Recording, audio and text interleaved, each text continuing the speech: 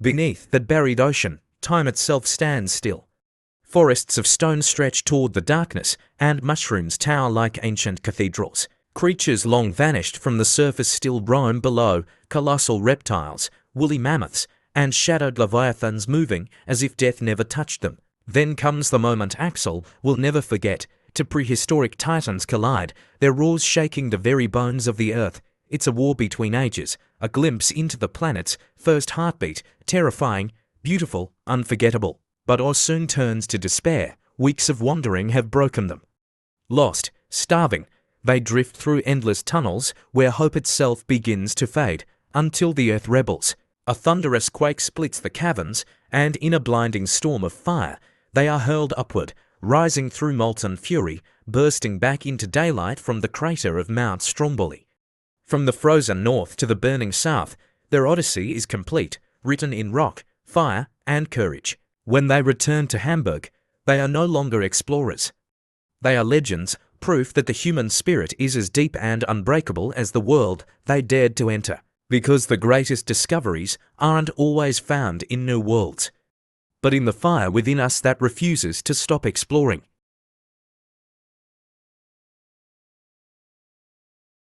Hello everyone, welcome back to Good Stories channel. You are about to watch part 4 of the story Journey to the Center of the Earth.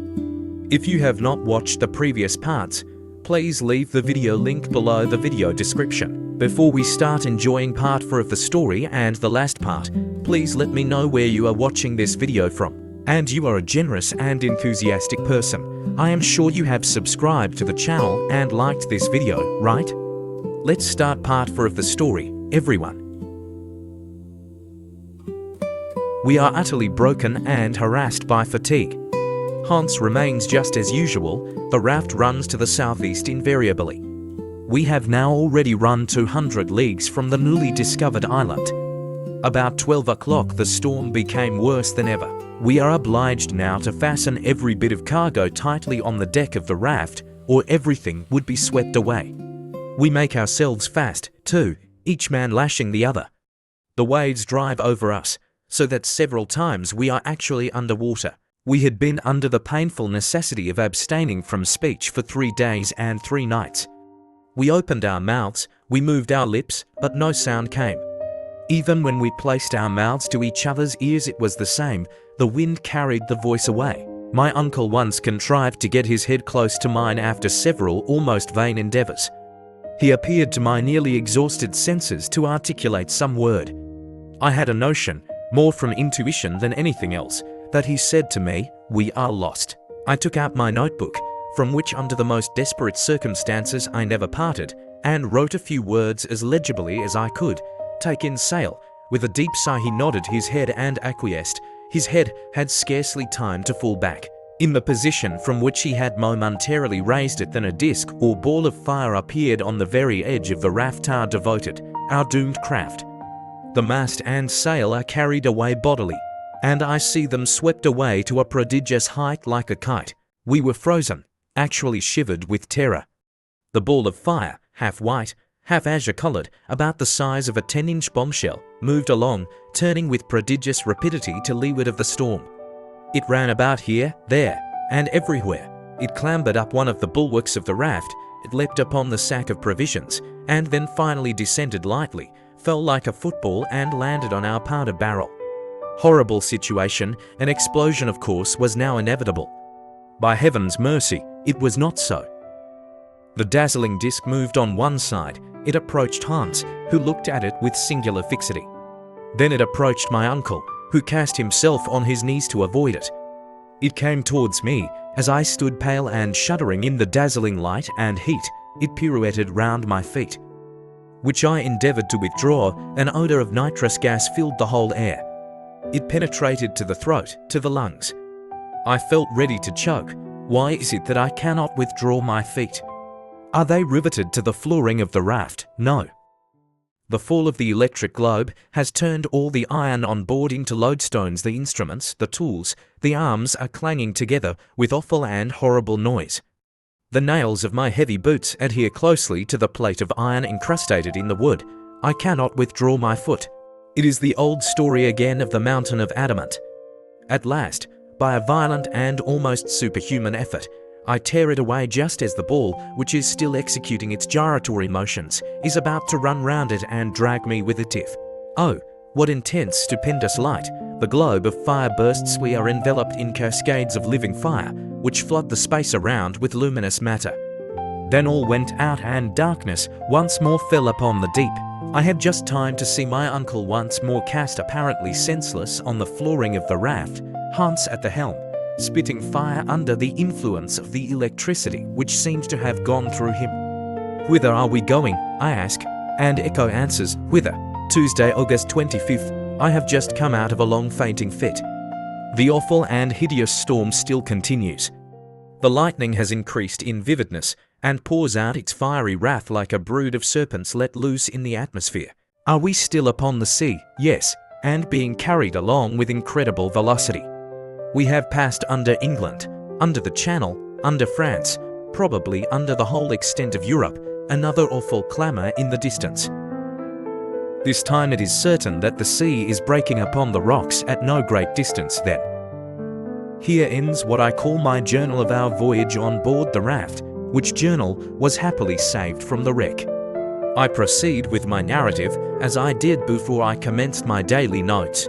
What happened when the terrible shock took place, when the raft was cast upon the rocky shore, it would be impossible for me now to say.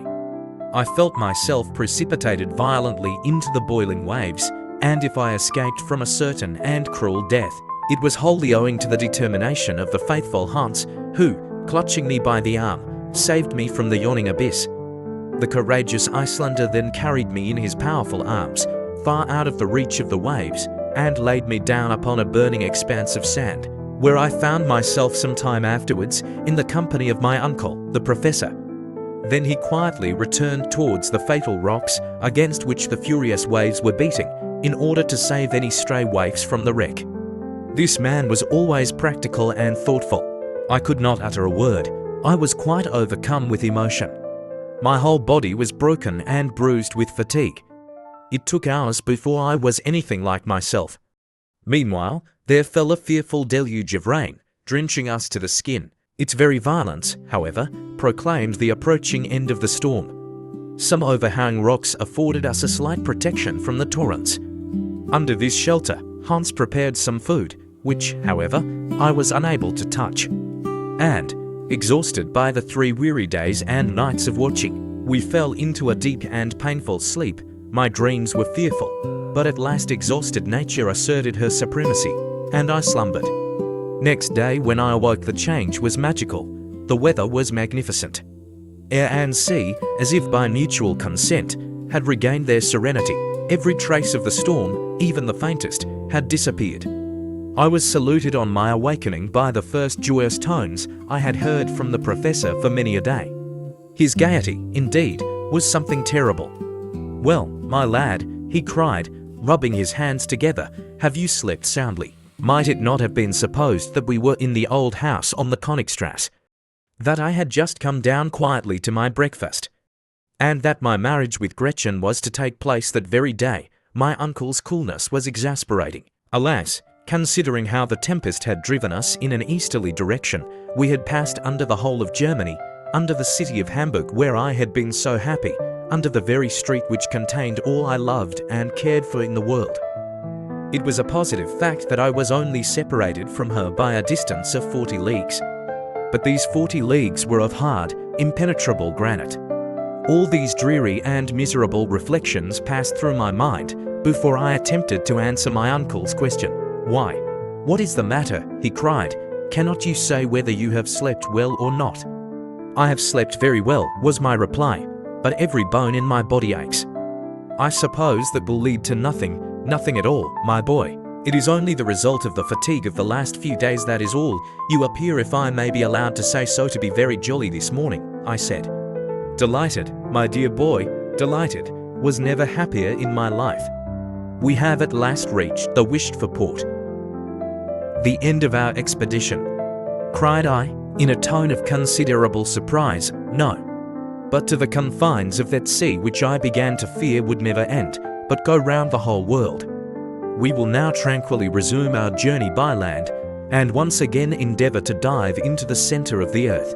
My dear uncle, I began, in a hesitating kind of way, allow me to ask you one question. Certainly, Harry. A dozen, if you think proper, one will suffice. How about getting back? I asked.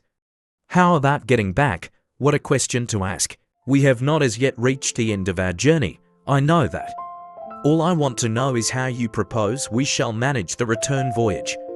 In the most simple manner in the world, said the imperturbable professor. Once we reach the exact center of this sphere, either we shall find a new road by which to ascend to the surface, or we shall simply turn round and go back by the way we came. I have every reason to believe that while we are traveling forward, it will not close behind us. Then one of the first matters to see to will be to repair the raft, was my rather melancholy response. Of course. We must attend to that above all things, continued the professor. Then comes the all-important question of provisions, I urged. Have we anything like enough left to enable us to accomplish such amazing designs as you contemplate carrying out? I have seen into the matter, and my answer is in the affirmative. Hans is a very clever fellow, and I have reason to believe that he has saved the greater part of the cargo, but the best way to satisfy your scruples is to come and judge for yourself, saying which, he led the way out of the kind of open grotto in which we had taken shelter. I had almost begun to hope that which I should rather have feared, and this was the impossibility of such a shipwreck leaving even the slightest signs of what it had carried as freight. I was, however, thoroughly mistaken. As soon as I reached the shores of this inland sea, I found Hans standing gravely in the midst of a large number of things laid out in complete order. My uncle wrung his hands with deep and silent gratitude. His heart was to fall for speech. This man, whose superhuman devotion to his employers I not only never saw surpassed, nor even equaled, had been hard at work all the time we slept, and at the risk of his life had succeeded in saving the most precious articles of our cargo. Of course, under the circumstances, we necessarily experienced several severe losses. Our weapons had wholly vanished, but experience had taught us to do without them. The provision of powder had, however, remained intact, after having narrowly escaped blowing us all to atoms in the storm. Well, said the professor, who was now ready to make the best of everything, as we have no guns, all we have to do is to give up all idea of hunting. Yes, my dear sir, we can do without them. But what about all our instruments? Here is the manometer, the most useful of all, and which I gladly accept in lieu of the rest. With it alone I can calculate the depth as we proceed. By its means alone I shall be able to decide when we have reached the center of the earth. But for this little instrument we might make a mistake, and run the risk of coming out at the antipodes. All this was said amid bursts of unnatural laughter. But the compass, I cried, without that what can we do? Here it is, safe and sound, he cried, with real joy. And here we have the chronometer and the thermometers. Hans the hunter is indeed an invaluable man, it was impossible to deny this fact. As far as the nautical and other instruments were concerned, nothing was wanting. Then on further examination, I found ladders, cords, pickaxes, crowbars, and shovels, all scattered about on the shore. There was, however, finally the most important question of all, and that was provisions. But what are we to do for food? I asked. Let us see to the commissariat department, replied my uncle gravely. The boxes, which contained our supply of food for the voyage, were placed in a row along the strand, and were in a capital state of preservation. The sea had in every case respected their contents, and to sum up in one sentence, biscuits, salt meat, schiedam and dried fish. We could still calculate on having about 4 months' supply, if used with prudence and caution. 4 months, cried the sanguine professor in high glee. Then we shall have plenty of time both to go and to come, and with what remains I undertake to give a grand dinner to my colleagues of the Johanneum. I sighed. I should by this time have become used to the temperament of my uncle, and yet this man astonished me more and more every day. He was the greatest human enigma I ever had known. Now, before we do anything else, we must lay in a stock of fresh water.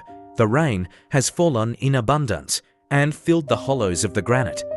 There is a rich supply of water, and we have no fear of suffering from thirst, which in our circumstances is of the last importance. As for the raft, I shall recommend Hans to repair it to the best of his abilities. Though I have every reason to believe we shall not require it again. How is that? I cried, more amazed than ever at my uncle's style of reasoning. I have an idea, my dear boy. It is none other than this simple fact. We shall not come out by the same opening as that by which we entered. I began to look at my uncle with vague suspicion. An idea had more than once taken possession of me, and this was that he was going mad. And yet, little did I think how true and prophetic his words were doomed to be.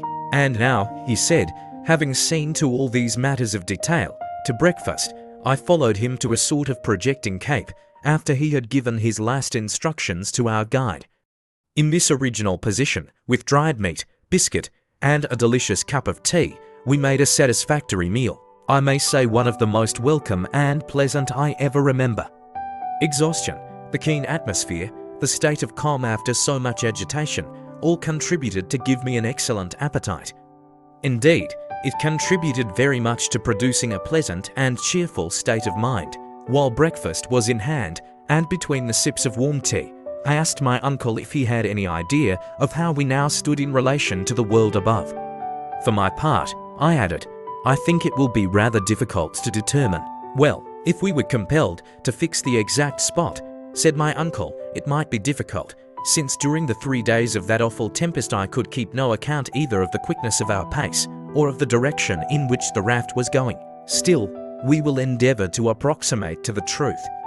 We shall not, I believe, be so very far out. Well, if I recollect rightly, I replied, our last observation was made at the Geyser Island, Harry's Island, my boy, Harry's Island. Do not decline the honour of having named it.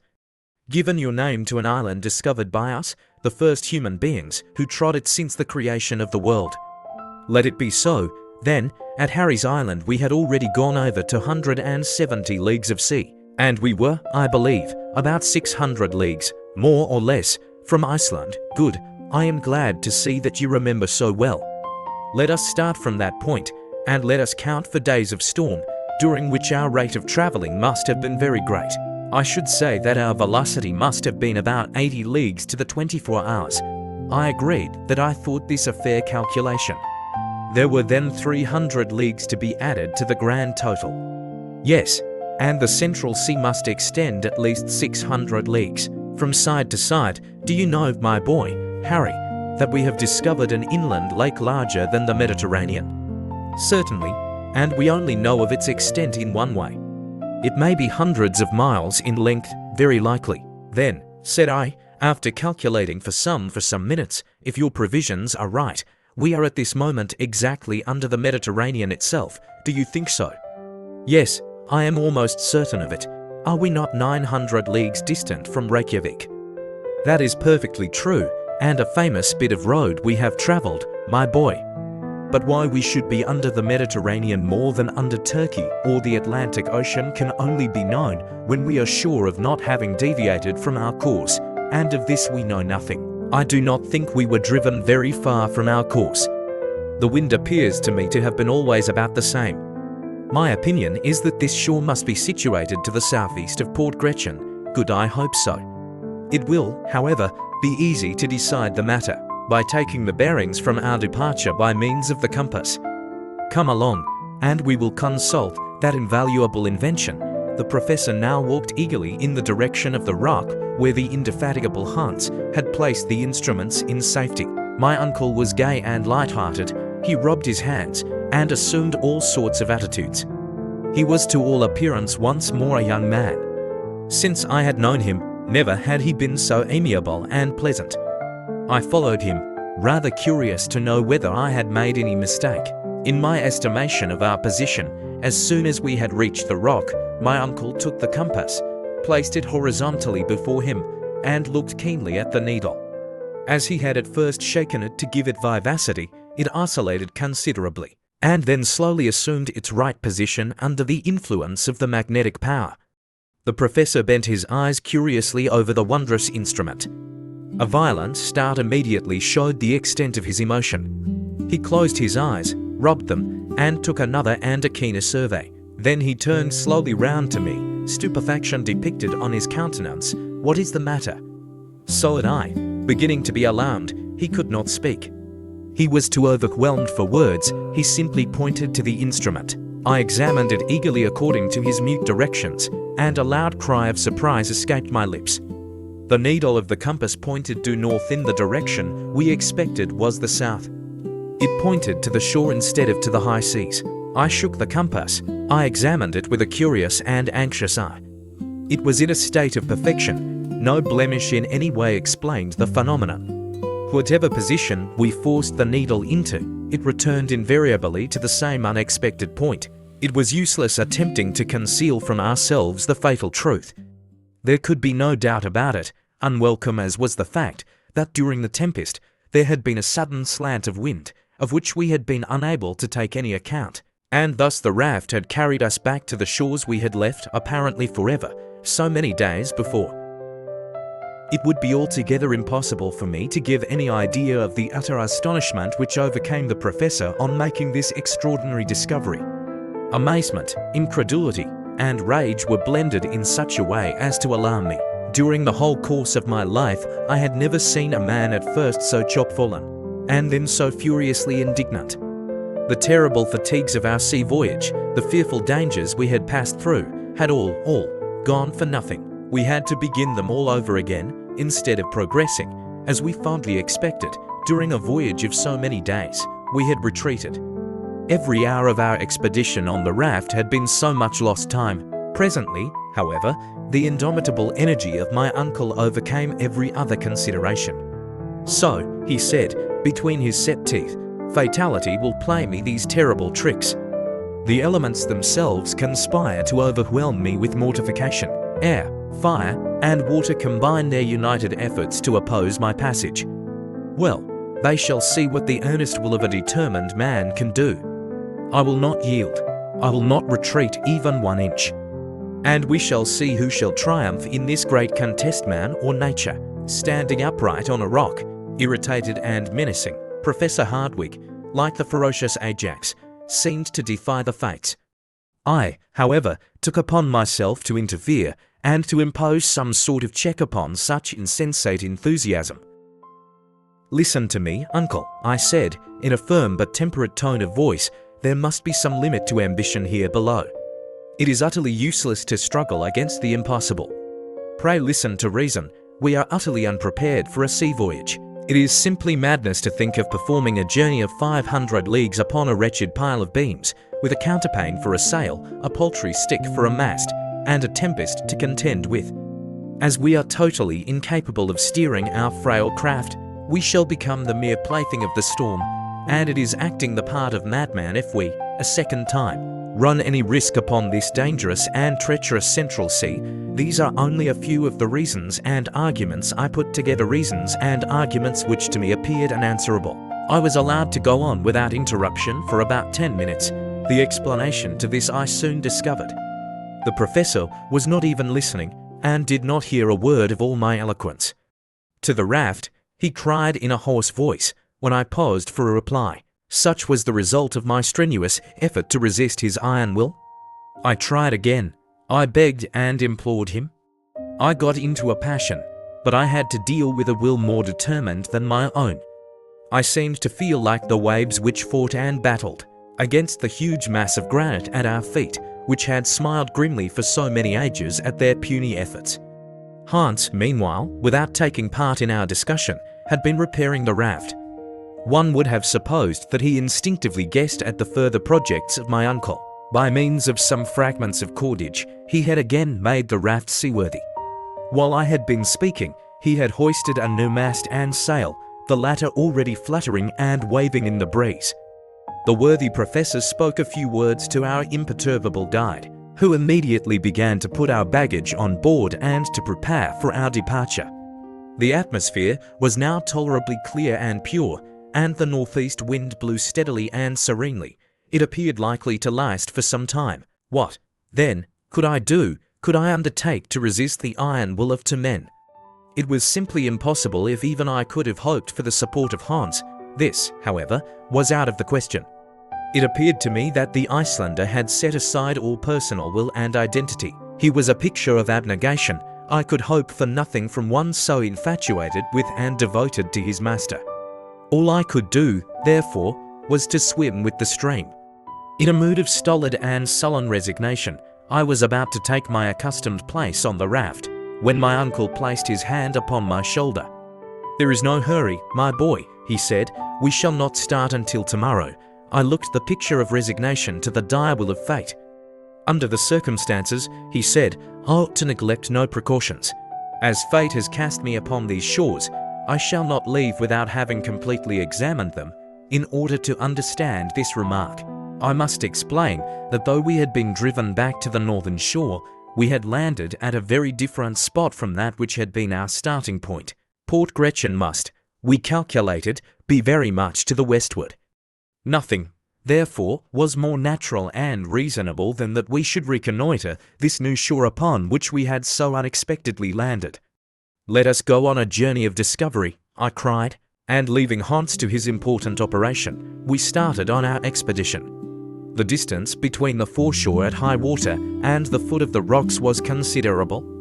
It would take about half an hour's walking to get from one to the other. As we trudged along, our feet crushed innumerable shells of every shape and size, once the dwelling place of animals of every period of creation. I particularly noticed some enormous shells, carapaces, turtle and tortoise species, the diameter of which exceeded 15 feet. They had in past ages belonged to those gigantic glyptodons of the Pliocene period, of which the modern turtle is but a minute specimen. In addition, the whole soil was covered by a vast quantity of stony relics, having the appearance of flints worn by the action of the waves, and lying in successive layers one above the other. I came to the conclusion that in past ages the sea must have covered the whole district. Upon the scattered rocks, now lying far beyond its reach, the mighty waves of ages had left evident marks of their passage. On reflection, this appeared to me partially to explain the existence of this remarkable ocean 40 leagues below the surface of the Earth's crust. According to my new, and perhaps fanciful, theory, this liquid mass must be gradually lost in the deep bowels of the Earth. I had also no doubt that this mysterious sea was fed by infiltration of the ocean above, through imperceptible fissures. Nevertheless, it was impossible not to admit that these fissures must now be nearly choked up, for if not, the cavern, or rather the immense and stupendous reservoir, would have been completely filled in a short space of time. Perhaps even this water, having to contend against the accumulated subterraneous fires of the interior of the Earth, had become partially vaporized. Hence the explanation of those heavy clouds suspended over our heads, and the superabundant display of that electricity which occasions such terrible storms in this deep and cavernous sea. This lucid explanation of the phenomena we had witnessed appeared to me quite satisfactory. However great and mighty the marvels of nature may seem to us, they are always to be explained by physical reasons. Everything is subordinate to some great law of nature. It now appeared clear that we were walking upon a kind of sedimentary soil, formed like all the soils of that period, so frequent on the surface of the globe. By the subsidence of the waters, the professor, who was now in his element, carefully examined every rocky fissure. Let him only find an opening and it directly became important to him to examine its depth. For a whole mile we followed the windings of the Central Sea, when suddenly an important change took place in the aspect of the soil. It seemed to have been rudely cast up, convulsionized, as it were, by a violent upheaving of the lower strata. In many places, hollows here and hillocks there attested great dislocations. At some other period of the terrestrial mass, we advanced with great difficulty over the broken masses of granite mixed with flint, quartz, and alluvial deposits, when a large field, more even than a field, a plain of bones, appeared suddenly before our eyes. It looked like an immense cemetery, where generation after generation had mingled their mortal dust. Lofty barrows of early remains rose at intervals. They undulated away to the limits of the distant horizon and were lost in a thick and brown fog. On that spot, some 3 square miles in extent, was accumulated the whole history of animal life. Scarcely one creature upon the comparatively modern soil of the upper and inhabited world had not there existed. Nevertheless, We were drawn forward by an all-absorbing and impatient curiosity. Our feet crushed with a dry and crackling sound the remains of those prehistoric fossils, for which the museums of great cities quarrel, even when they obtain only rare and curious morsels. 1,000 such naturalists as Cuvier would not have sufficed to recompose the skeletons of the organic beings which lay in this magnificent osseous collection. I was utterly confounded. My uncle stood for some minutes with his arms raised on high towards the thick granite vault which served us for a sky. His mouth was wide open, his eyes sparkled wildly behind his spectacles, which he had fortunately saved. His head bobbed up and down and from side to side, while his whole attitude and mien expressed unbounded astonishment. He stood in the presence of an endless, wondrous, and inexhaustibly rich collection of antediluvian monsters, piled up for his own private and peculiar satisfaction. Fancy an enthusiastic lover of books carried suddenly into the very midst of the famous library of Alexandria burned by the sacrilegious Omar, and which some miracle had restored to its pristine splendor. Such was something of the state of mind in which Uncle Hardwick was now placed. For some time he stood thus, literally aghast at the magnitude of his discovery. But it was even a greater excitement when, darting wildly over this mass of organic dust, he caught up a naked skull and addressed me in a quivering voice. "Harry, my boy Harry, this is a human head, uncle," I said, no less amazed and stupefied than himself. "Yes, nephew. Mr. Milne Edwards, oh, Mr. de Quatrefages, why are you not here where I am, Professor Hardwick?"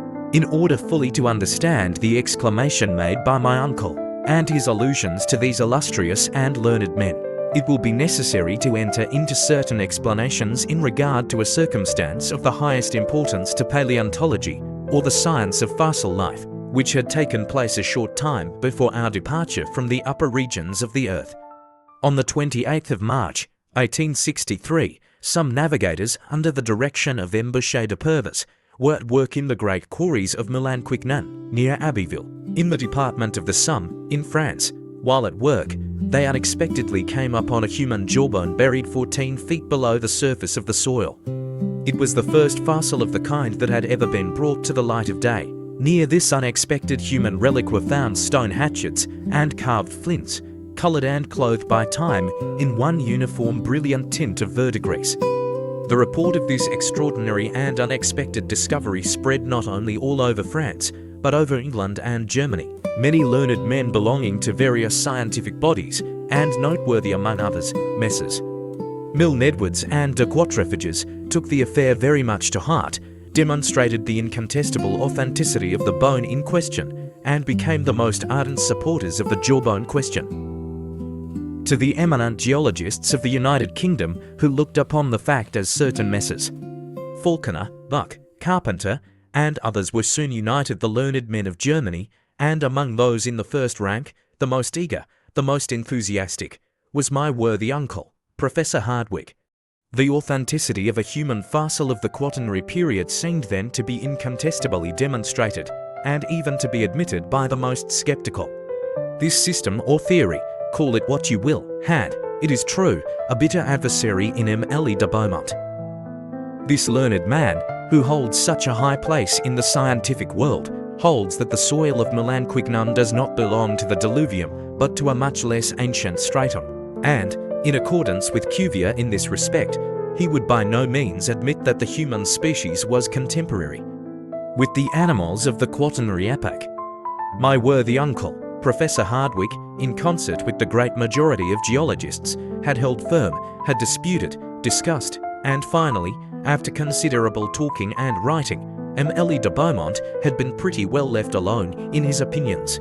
We were familiar with all the details of this discussion, but were far from being aware then that since our departure the matter had entered upon a new phase. Other similar jawbones, though belonging to individuals of varied types and very different natures, had been found in the movable grey sands of certain grottos in France, Switzerland, and Belgium, together with arms, utensils, tools, bones of children, of men in the prime of life, and of old men. The existence of men in the Quaternary period became, therefore, more positive every day. But this was far from being all new remains.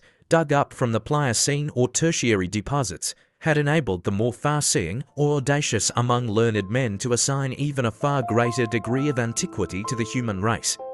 These remains, it is true, were not those of men, that is, were not the bones of men, but objects decidedly having served the human race, shin bones, thigh bones of fossil animals, regularly scooped out, and in fact sculptured, bearing the unmistakable signs of human handiwork. By means of these wondrous and unexpected discoveries, man ascended endless centuries in the scale of time. He, in fact, preceded the mastodon, became the contemporary of the Elephas meridionalis, the southern elephant, acquired an antiquity of over 100,000 years, since that is the date given by the most eminent geologists to the Pliocene period of the Earth. Such was then the state of paleontologic science, and what we moreover knew sufficed to explain our attitude before this great cemetery of the plains of the Hardwigg Ocean. It will now be easy to understand the professor's mingled astonishment and joy when, on advancing about 20 yards, he found himself in the presence of, I may say face to face with, a specimen of the human race actually belonging to the Quaternary period. It was indeed a human skull, perfectly recognizable, had a soil of very peculiar nature, like that of the cemetery of Saint Michel at Bordeaux, preserved it during countless ages. This was the question I asked myself, but which I was wholly unable to answer. But this head with stretched and parchmenty skin, with the teeth whole, the hair abundant, was before our eyes as in life. I stood mute, almost paralyzed with wonder and awe before this dread apparition of another age. My uncle, who on almost every occasion was a great talker, remained for a time completely dumbfounded. He was too full of emotion for speech to be possible.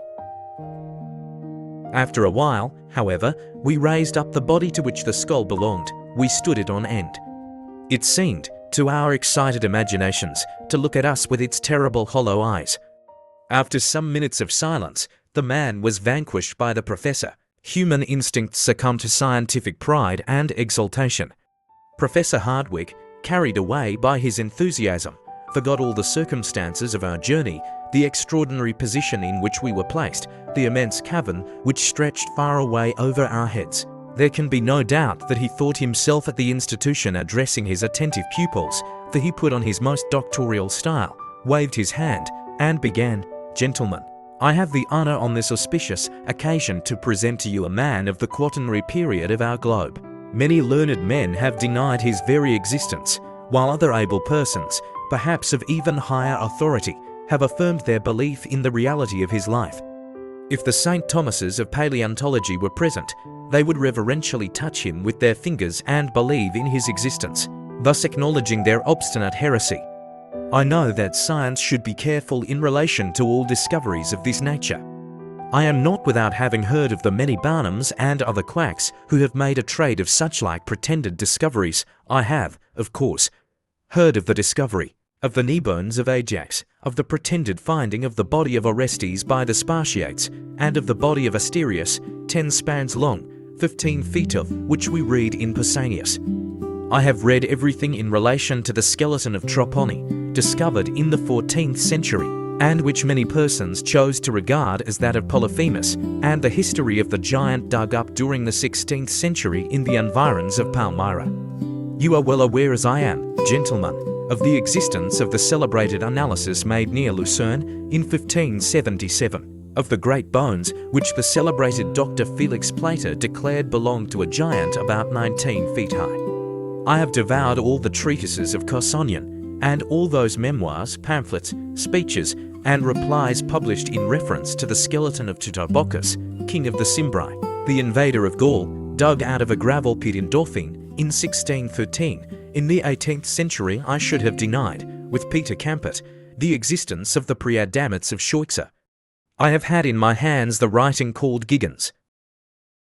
Here my uncle was afflicted by the natural infirmity which prevented him from pronouncing difficult words in public. It was not exactly stuttering, but a strange sort of constitutional hesitation. The writing named Giggins, he repeated. He, however, could get no further. Gigantio, impossible, the unfortunate word would not come out. There would have been great laughter at the institution had the mistake happened there. Gigantosteology, at last exclaimed Professor Hardwick between two savage growls. Having got over our difficulty, and getting more and more excited, yes, gentlemen, I am well acquainted with all these matters, and know, also, that Cuvier and Blumenbach fully recognized in these bones the undeniable remains of mammoths of the Quaternary period. But after what we now see, to allow a doubt is to insult scientific inquiry. There is the body, you can see it, you can touch it.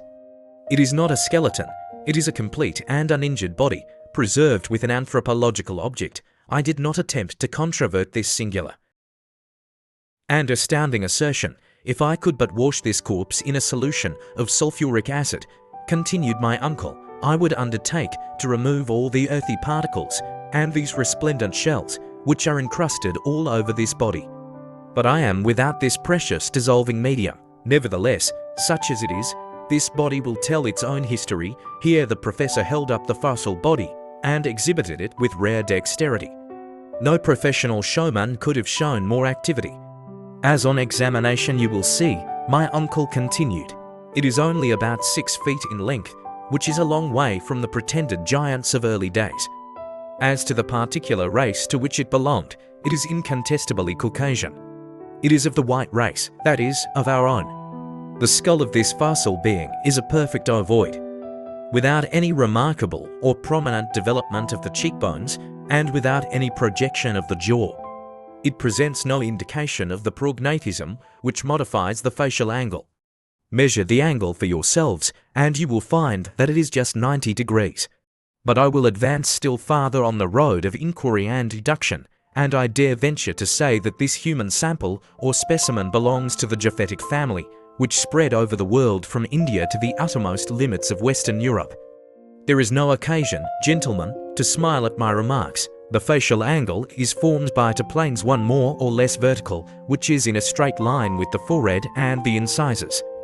The other, horizontal, which passes through the organs of hearing and the lower nasal bone. Prognathism, in anthropological language, means that particular projection of the jaw which modifies the facial angle. Of course nobody smiled.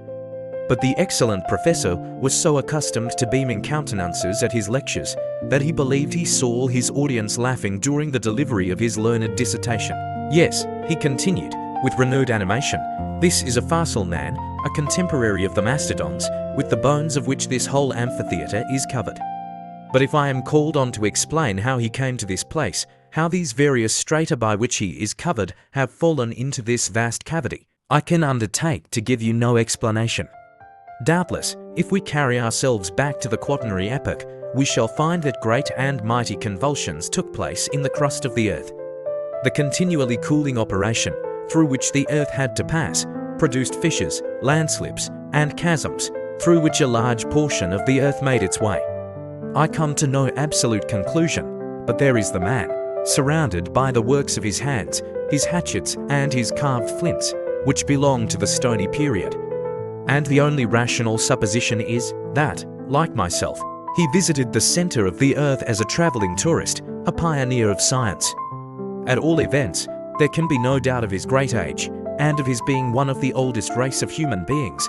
The professor, with these words, ceased his oration, and I burst forth into loud and unanimous applause. Besides, after all, my uncle was right. Much more learned men than his nephew would have found it rather hard to refute his facts and arguments. Another circumstance soon presented itself. This fossilized body was not the only one in this vast plain of bones, the cemetery of an extinct world. Other bodies were found as we trod the dusty plain, and my uncle was able to choose the most marvelous of these specimens in order to convince the most incredulous. In truth, it was a surprising spectacle, the successive remains of generations and generations of men and animals, confounded together in one vast cemetery. But a great question now presented itself to our notice, and one we were actually afraid to contemplate in all its bearings. Had these once animated beings been buried so far beneath the soil by some tremendous convulsion of nature, after they had been earth to earth and ashes to ashes, or had they lived here below, in this subterranean world, under this factitious sky, born, married, and given in marriage, and died at last, just like ordinary inhabitants of the earth?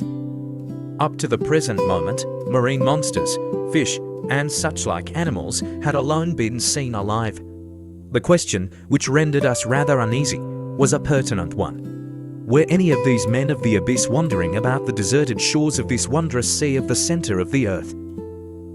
This was a question which rendered me very uneasy and uncomfortable. How should they really be in existence? Would they receive us men from above? For a long and weary hour we tramped over this great bed of bones. We advanced regardless of everything, drawn on by ardent curiosity. What other marvels did this great cavern contain? What other wondrous treasures for the scientific man? My eyes were quite prepared for any number of surprises. My imagination lived in expectation of something new and wonderful. The borders of the great central ocean had for some time disappeared behind the hills that were scattered over the ground occupied by the plain of bones. The imprudent and enthusiastic professor, who did not care whether he lost himself or not, hurried me forward. We advanced silently, bathed in waves of electric fluid.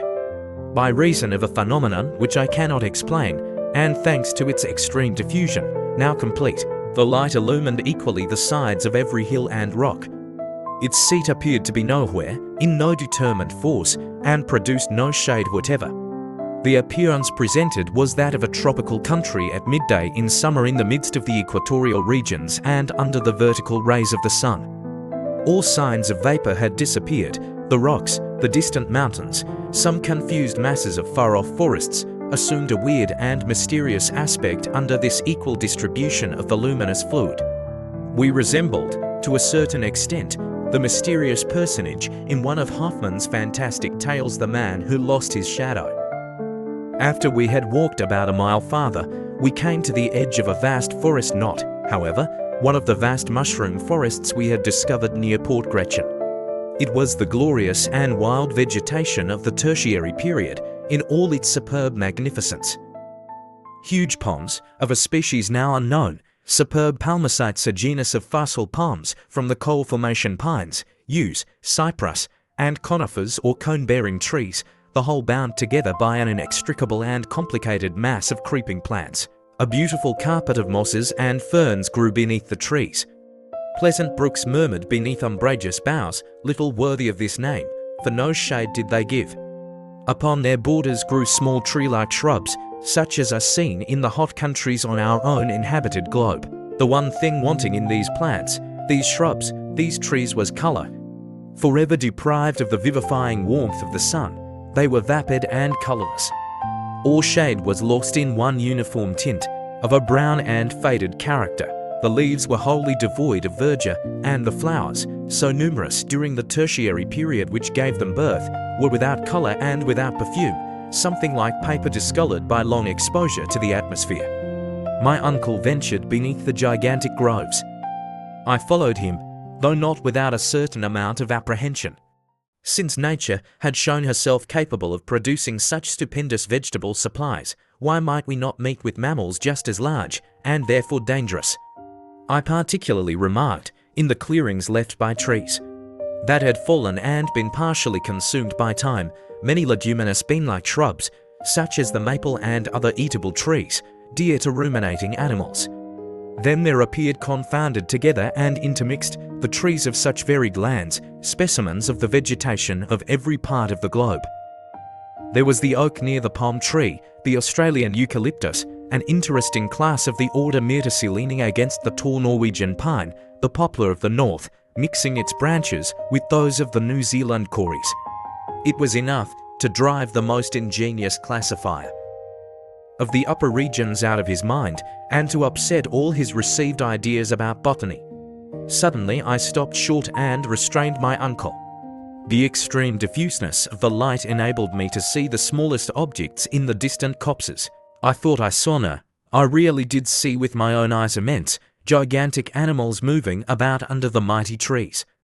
Yes, they were truly gigantic animals, a whole herd of mastodons, not fossils, but living, and exactly like those discovered in 1801, on the marshy banks of the Great Ohio in North America. Yes, I could see these enormous elephants, whose trunks were tearing down large boughs, and working in and out the trees like a legion of serpents. I could hear the sounds of the mighty tusks uprooting huge trees. The boughs crackled, and the whole masses of leaves and green branches went down the capacious throats of these terrible monsters. That wondrous dream, when I saw the ante-historical times revivified, when the tertiary and quaternary periods passed before me, was now realized, and there we were alone, far down in the bowels of the earth, at the mercy of its ferocious inhabitants. My uncle paused, full of wonder and astonishment. "Come," he said at last, when his first surprise was over. "Come along, my boy, and let us see them nearer." "No," replied I, restraining his efforts to drag me forward. "We are wholly without arms. What should we do in the midst of that flock of gigantic quadrupeds? Come away, uncle, I implore you. No human creature can with impunity brave the ferocious anger of these monsters." "No human creature," said my uncle, suddenly lowering his voice to a mysterious whisper. "You are mistaken, my dear Henry. Look. Look yonder. It seems to me that I behold a human being, a being like ourselves, a man." I looked, shrugging my shoulders, decided to push incredulity to its very last limits. But whatever might have been my wish, I was compelled to yield to the weight of ocular demonstration. Yes, not more than a quarter of a mile off, leaning against the trunk of an enormous tree, was a human being, a Proteus of these subterranean regions, a new son of Neptune keeping this innumerable herd of mastodons. Yes, it was no longer a fossil whose corpse we had raised from the ground in the great cemetery, but a giant capable of guiding and driving these prodigious monsters. His height was above 12 feet, his head, as big as the head of a buffalo, was lost in a mane of matted hair. It was indeed a huge mane, like those which belonged to the elephants of the earlier ages of the world. In his hand was a branch of a tree, which served as a crook for this antediluvian shepherd. We remained profoundly still, speechless with surprise.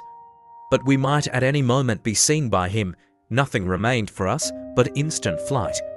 "Come, come," I cried, dragging my uncle along. And, for the first time, he made no resistance to my wishes. A quarter of an hour later we were far away from that terrible monster. Now that I think of the matter calmly, and that I reflect upon it dispassionately, now that months, years, have passed since this strange and unnatural adventure befell us, what am I to think? What am I to believe? No, it is utterly impossible. Our ears must have deceived us, and our eyes have cheated us. We have not seen what we believed we had seen. No human being could by any possibility have existed in that subterranean world. No generation of men could inhabit the lower caverns of the globe without taking note of those who peopled the surface, without communication with them. It was folly, folly, folly, nothing else. I am rather inclined to admit the existence of some animal resembling in structure the human race of some monkey of the first geological epochs, like that discovered by Imlatet in the aciferous deposit of Sanson. But this animal, or being, whichsoever it was, surpassed in height all things known to modern science. Never mind. However unlikely it may be, it might have been a monkey but a man, a living man, and with him a whole generation of gigantic animals, buried in the entrails of the earth. It was too monstrous to be believed. During this time, we had left the bright and transparent forest far behind us. We were mute with astonishment, overcome by a kind of feeling which was next door to apathy. We kept running in spite of ourselves. It was a perfect flight, which resembled one of those horrible sensations we sometimes meet within our dreams. Instinctively we made our way towards the Central Sea, and I cannot now tell what wild thoughts passed through my mind, nor of what follies I might have been guilty, but for a very serious preoccupation which brought me back to practical life. Though I was aware that we were treading on a soil quite new to us, I, however, every now and then noticed certain aggregations of rock, the shape of which forcibly reminded me of those near Port Gretchen. This confirmed, moreover, the indications of the compass and our extraordinary and unlooked for, as well as involuntary, return to the north of this great Central Sea. It was so like our starting point that I could scarcely doubt the reality of our position. Streams and cascades fell in hundreds over the numerous projections of the rocks. I actually thought I could see our faithful and monotonous Hans and the wonderful grotto, in which I had come back to life after my tremendous fall. Then, as we advanced still farther, the the position of the cliffs, the appearance of a stream, the unexpected profile of a rock, threw me again into a state of bewildering doubt. After some time, I explained my state of mental indecision to my uncle. He confessed to a similar feeling of hesitation. He was totally unable to make up his mind in the midst of this extraordinary but uniform panorama. There can be no doubt, I insisted, that we have not landed exactly at the place whence we first took our departure. But the tempest has brought us above our starting point. I think, therefore, that if we follow the coast we shall once more find Port Gretchen. In that case, cried my uncle, it is useless to continue our exploration. The very best thing we can do is to make our way back to the raft.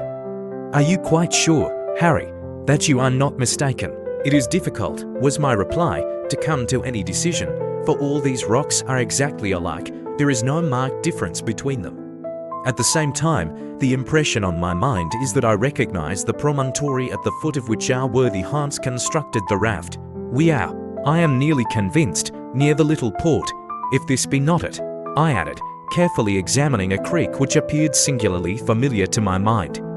My dear Harry, if this were the case, we should find traces of our own footsteps, some signs of our passage. And I can really see nothing to indicate our having passed this way. But I see something, I cried, in an impetuous tone of voice, as I rushed forward and eagerly picked up something which shone in the sand under my feet. What is it? Cried the astonished and bewildered professor. This, was my reply, and I handed to my startled relative a rusty dagger of singular shape. What made you bring with you so useless a weapon? He exclaimed.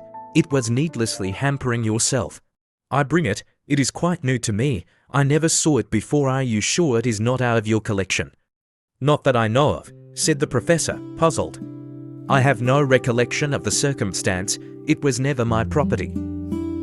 This is very extraordinary, I said, musing over the novel and singular incident. Not at all. There is a very simple explanation, Harry. The Icelanders are known to keep up the use of these antiquated weapons, and this must have belonged to Hans, who has let it fall without knowing it. I shook my head.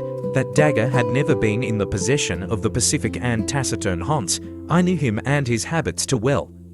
Then what can it be unless it be the weapon of some antediluvian warrior, I continued, of some living man, a contemporary of that mighty shepherd from whom we have just escaped. But no mystery upon mystery, this is no weapon of the stony epoch, nor even of the bronze period. It is made of excellent steel. Ere I could finish my sentence, my uncle stopped me short from entering upon a whole train of theories, and spoke in his most cold and decided tone of voice. Calm yourself, my dear boy, and endeavour to use your reason. This weapon, upon which we have fallen so unexpectedly, is a true dog, one of those worn by gentlemen in their belts during the 16th century. Its use was to give the coup de grace, the final blow, to the foe who would not surrender. It is clearly of Spanish workmanship. It belongs neither to you, nor to me, nor the eider down hunter, nor to any of the living beings who may still exist so marvelously in the interior of the earth. What can you mean, uncle? I said, now lost in a host of surmises. Look closely at it, he continued.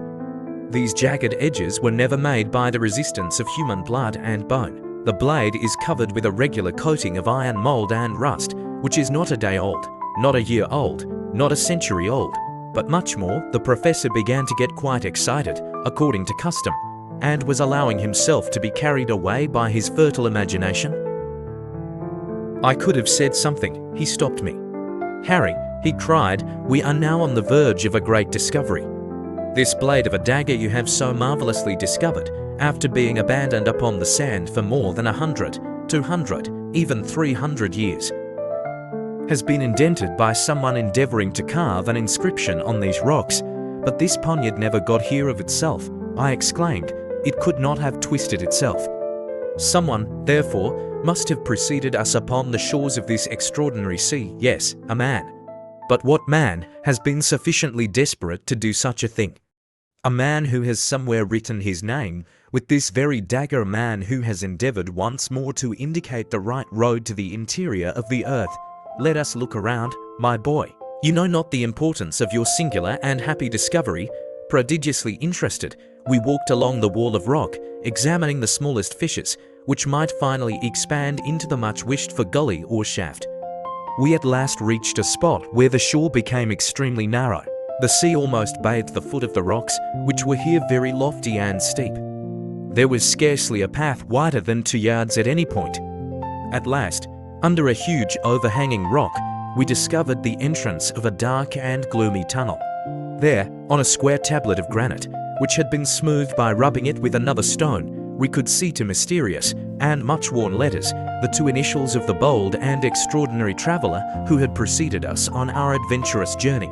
"A.S.," cried my uncle, "you see, I was right. An Saknussemm, always An Saknussemm." Ever since the commencement of our marvellous journey, I had experienced many surprises, had suffered from many illusions. I thought I was case-hardened against all surprises, and could neither see nor hear anything to amaze me again.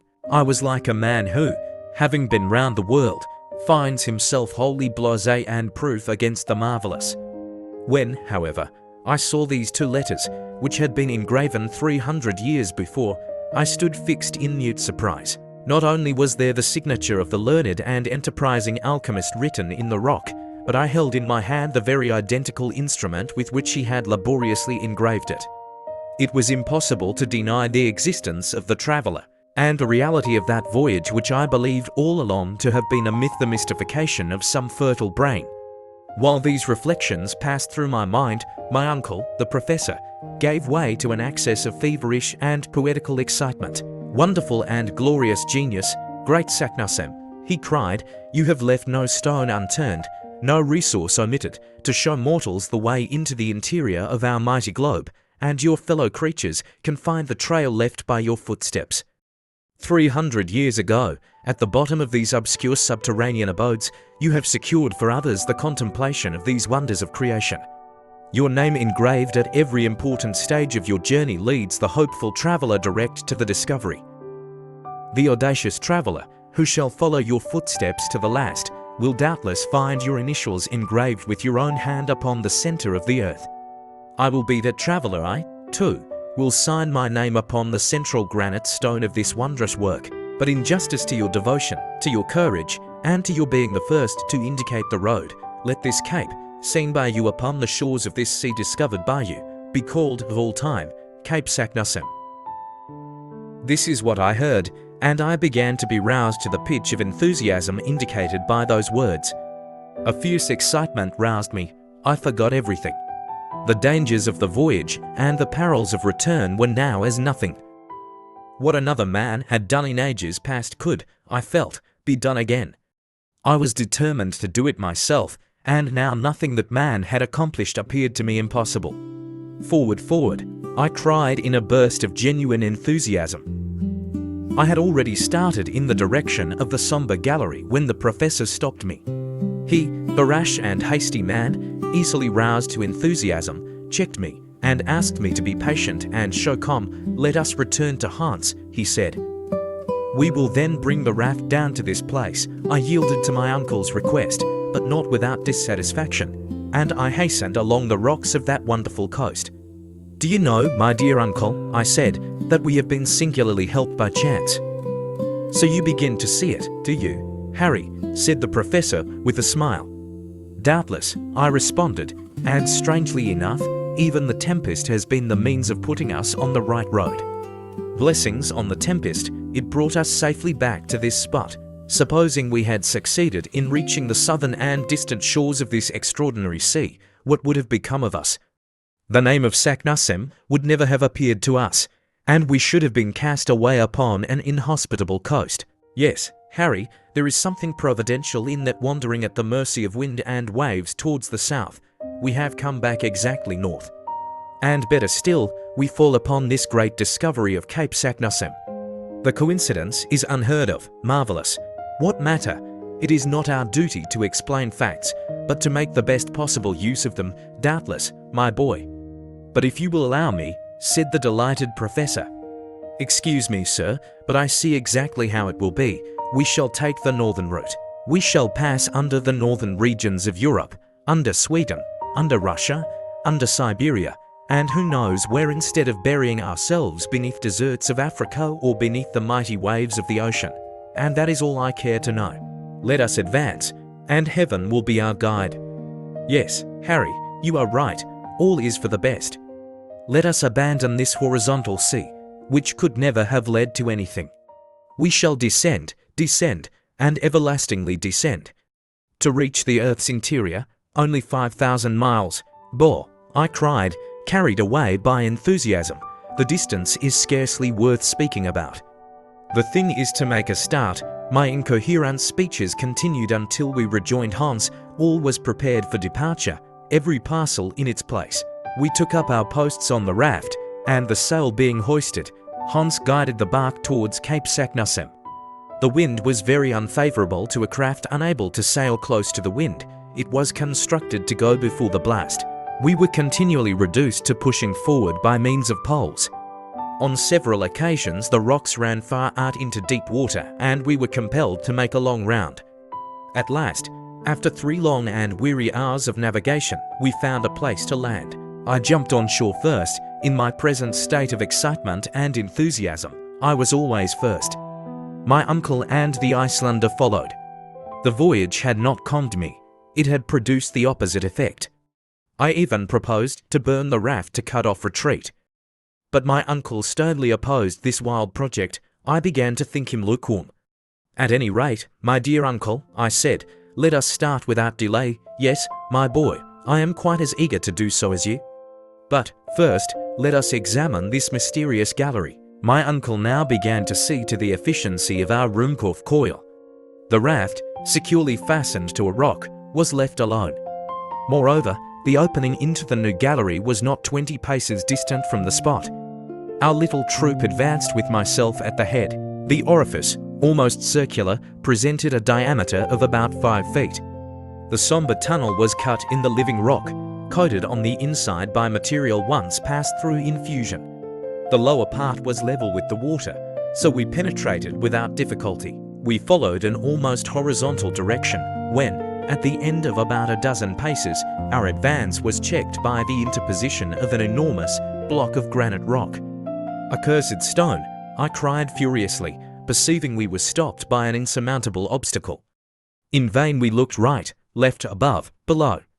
There existed no passage, no sign of any tunnel. I experienced the most bitter disappointment. So enraged was I that I would not admit reality. I stooped. I looked under the mass of stone. No hole, no interstice. I then looked above, the same barrier of granite. Hans, with the lamp, examined the sides of the tunnel. All in vain. It was necessary to renounce hope of passing through. I seated myself upon the ground. My uncle walked angrily up and down, desperate. "But," I cried, "what about Arne Saknussemm?" "You are right," replied my uncle. "He can never have been checked by a lump of rock. No, 10,000 times no," I cried. "This huge lump, by some concussion, has closed the passage. Many years have passed since. Is it not evident this gallery was formerly the outlet for pent-up lava? Look at these fissures in the granite roof. It is evidently formed of pieces placed as an arch. One day, after a strong shock, the vast rock fell through and barred further progress. We are right in thinking Saknussemm did not meet this obstacle. And if we do not upset it in some way, we are unworthy of following him to the center of the earth." In this wild way I addressed my uncle. The zeal of the professor had become part of me. I wholly forgot the past. I despised the future. Nothing existed for me on the surface, not even Gretchen, who by this time would believe me utterly lost. "Well," cried my uncle, "let us go to work with pickaxes, crowbars, with anything that comes to hand." "But it is too tough and too big," I replied. "What then?"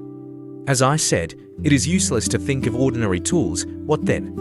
What else but gunpowder, a subterranean mine? Let us blow up the obstacle that stands in our way, gunpowder.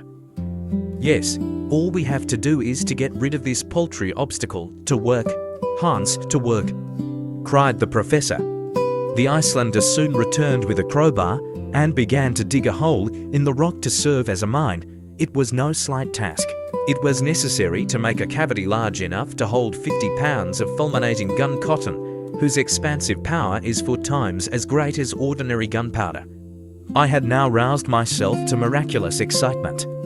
While Hans was at work, I actively assisted my uncle. We prepared a long wick, made from damp gunpowder, the mass finally enclosed in a bag of linen. "We are bound to go through," I cried. "We are bound to go through," responded the professor, tapping me on the back.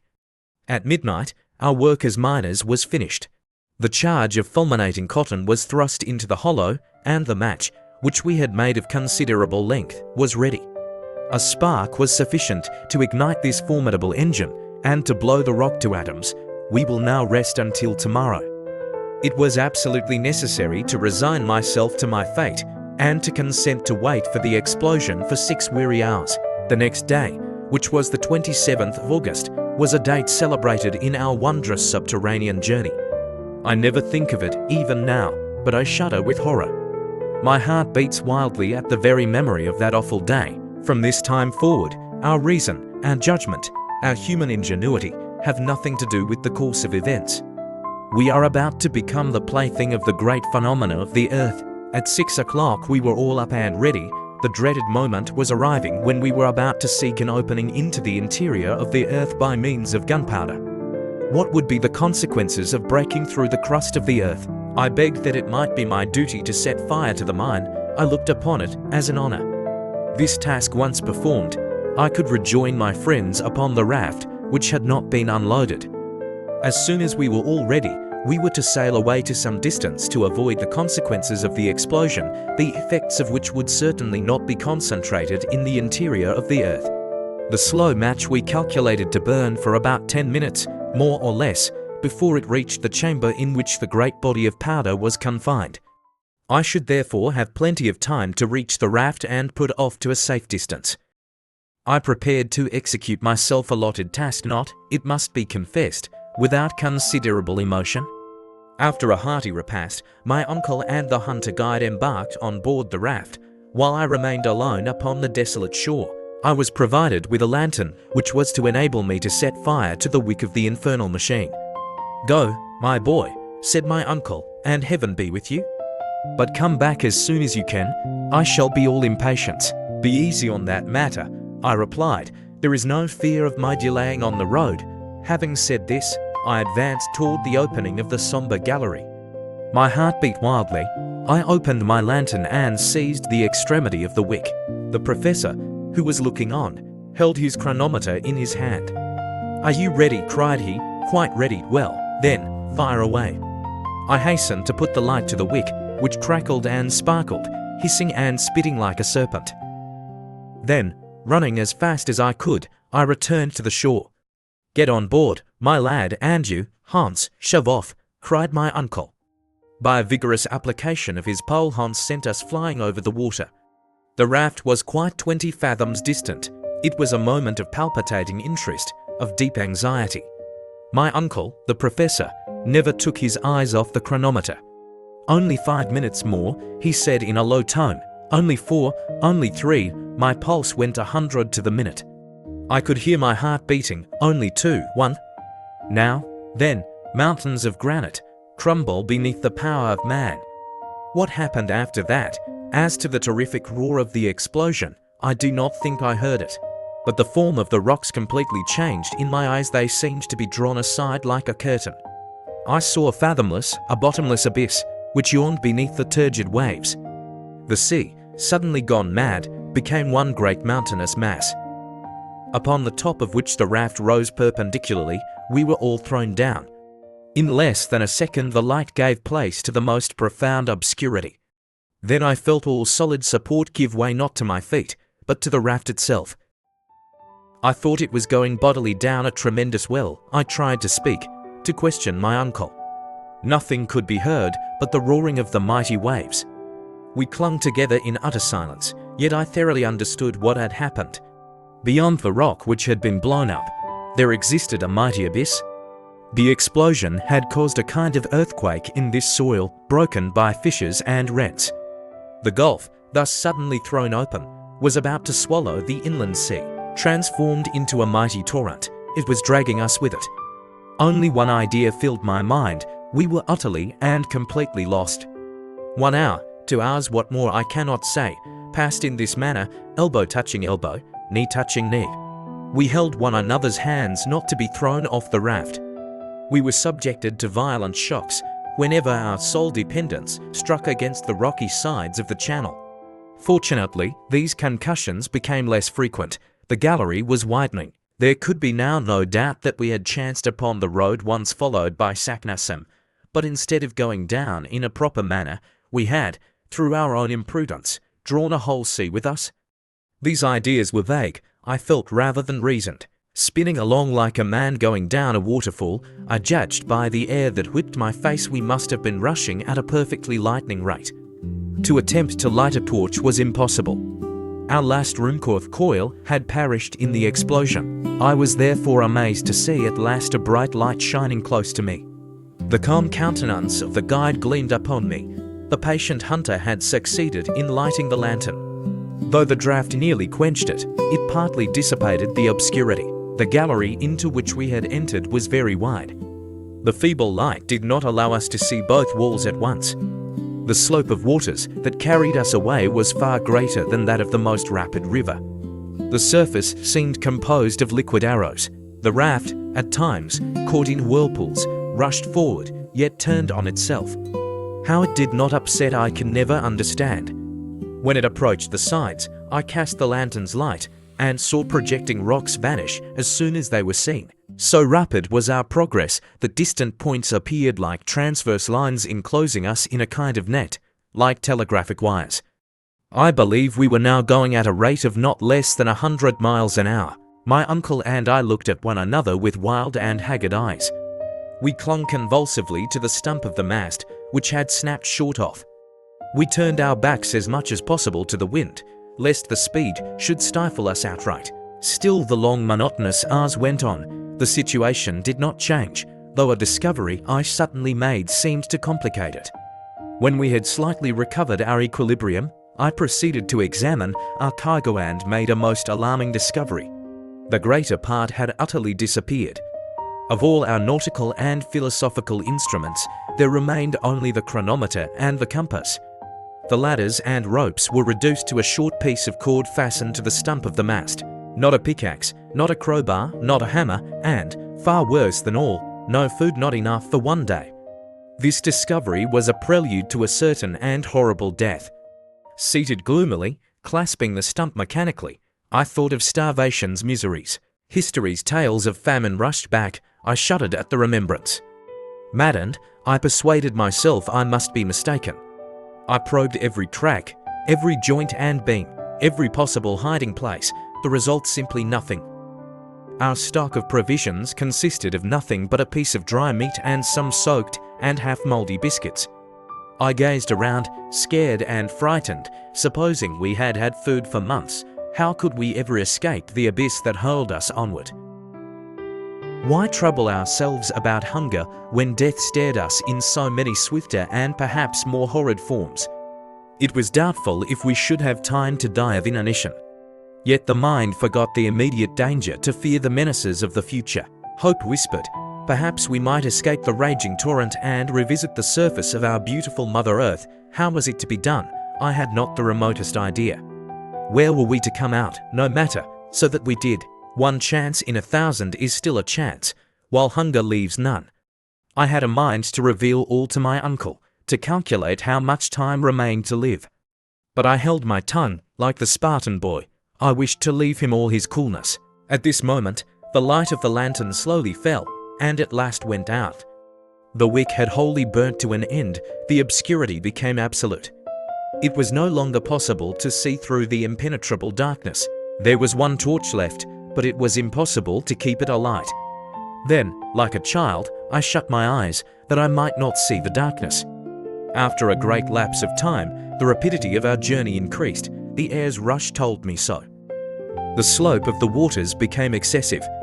I began to feel that we were no longer going down a slope, we were falling. I felt, as one does in a dream, going down bodily falling. Falling, my uncle and Hans clasped my arms vigorously. Suddenly, after a lapse of time scarcely appreciable, I felt something like a shock.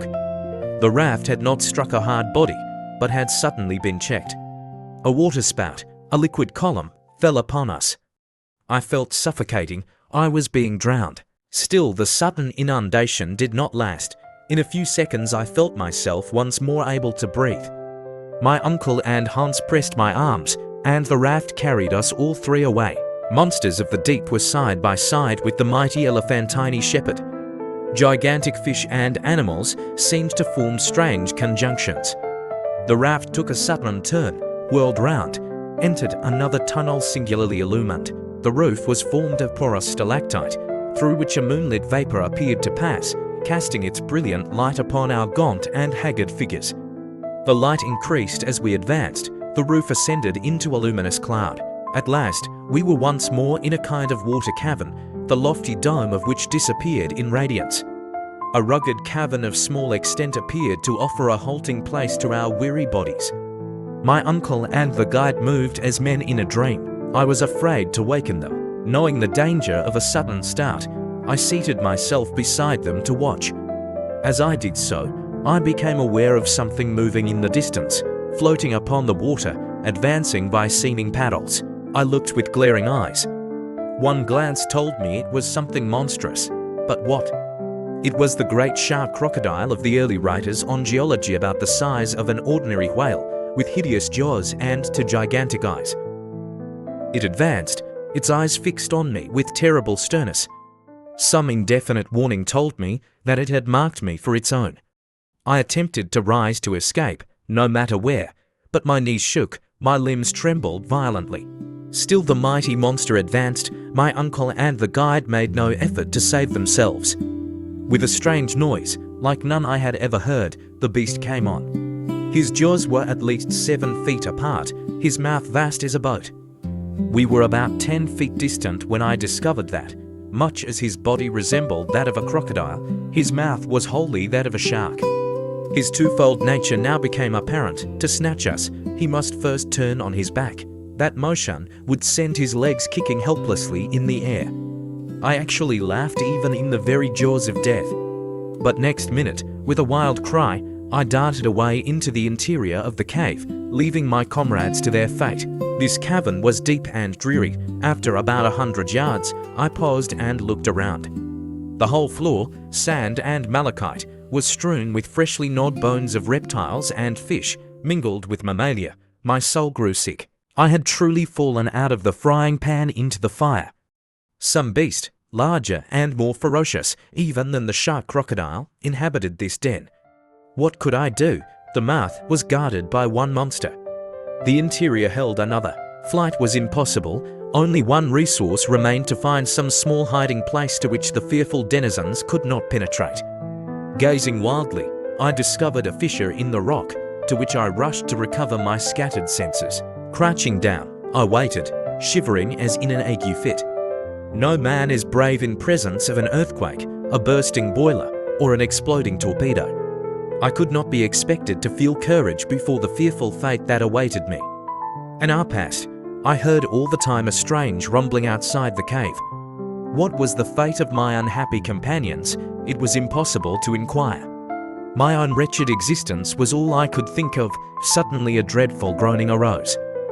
Hisses, spitting, moaning, hideous to hear, and then I saw never, were ages to pass. Shall I forget the horrible apparition? It was the 8 Gigans, 14 feet high, covered with coarse hair of a blackish brown. It advanced. The hair on the arms, from shoulder to elbow, pointed downwards, from wrist to elbow, upwards.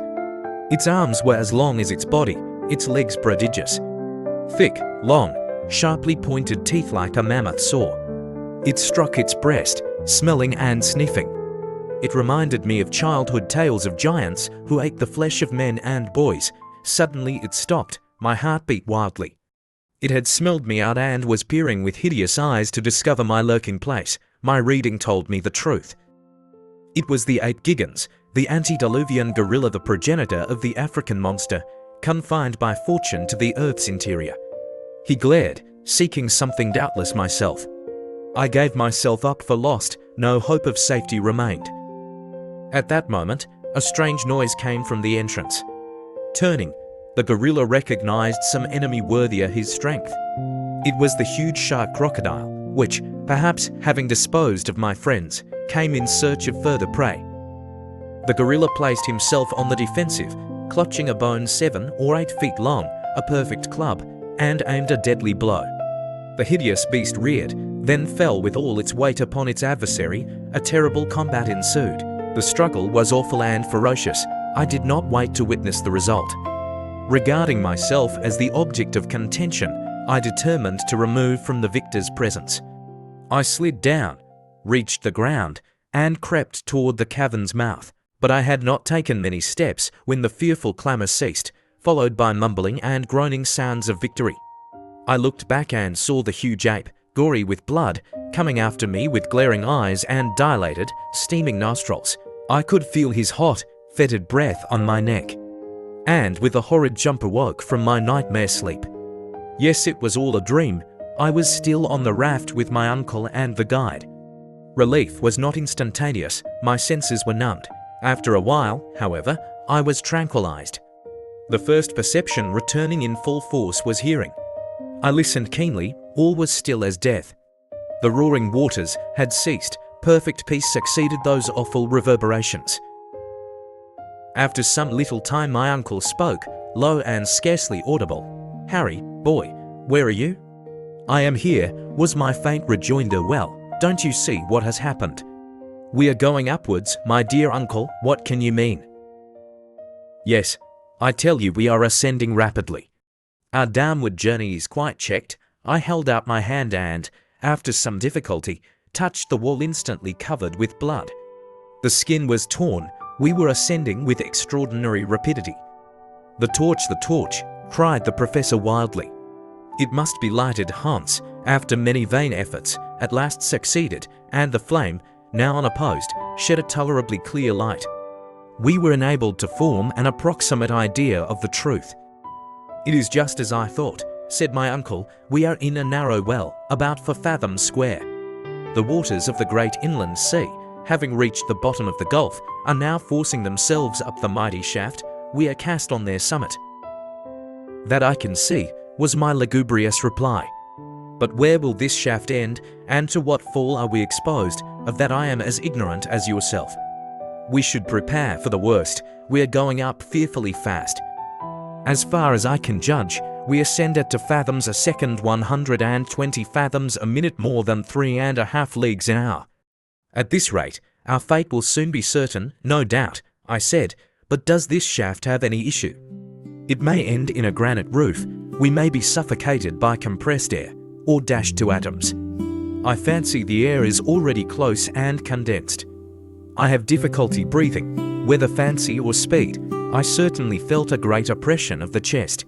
"Henry," said the professor, "our situation is to a certain extent desperate.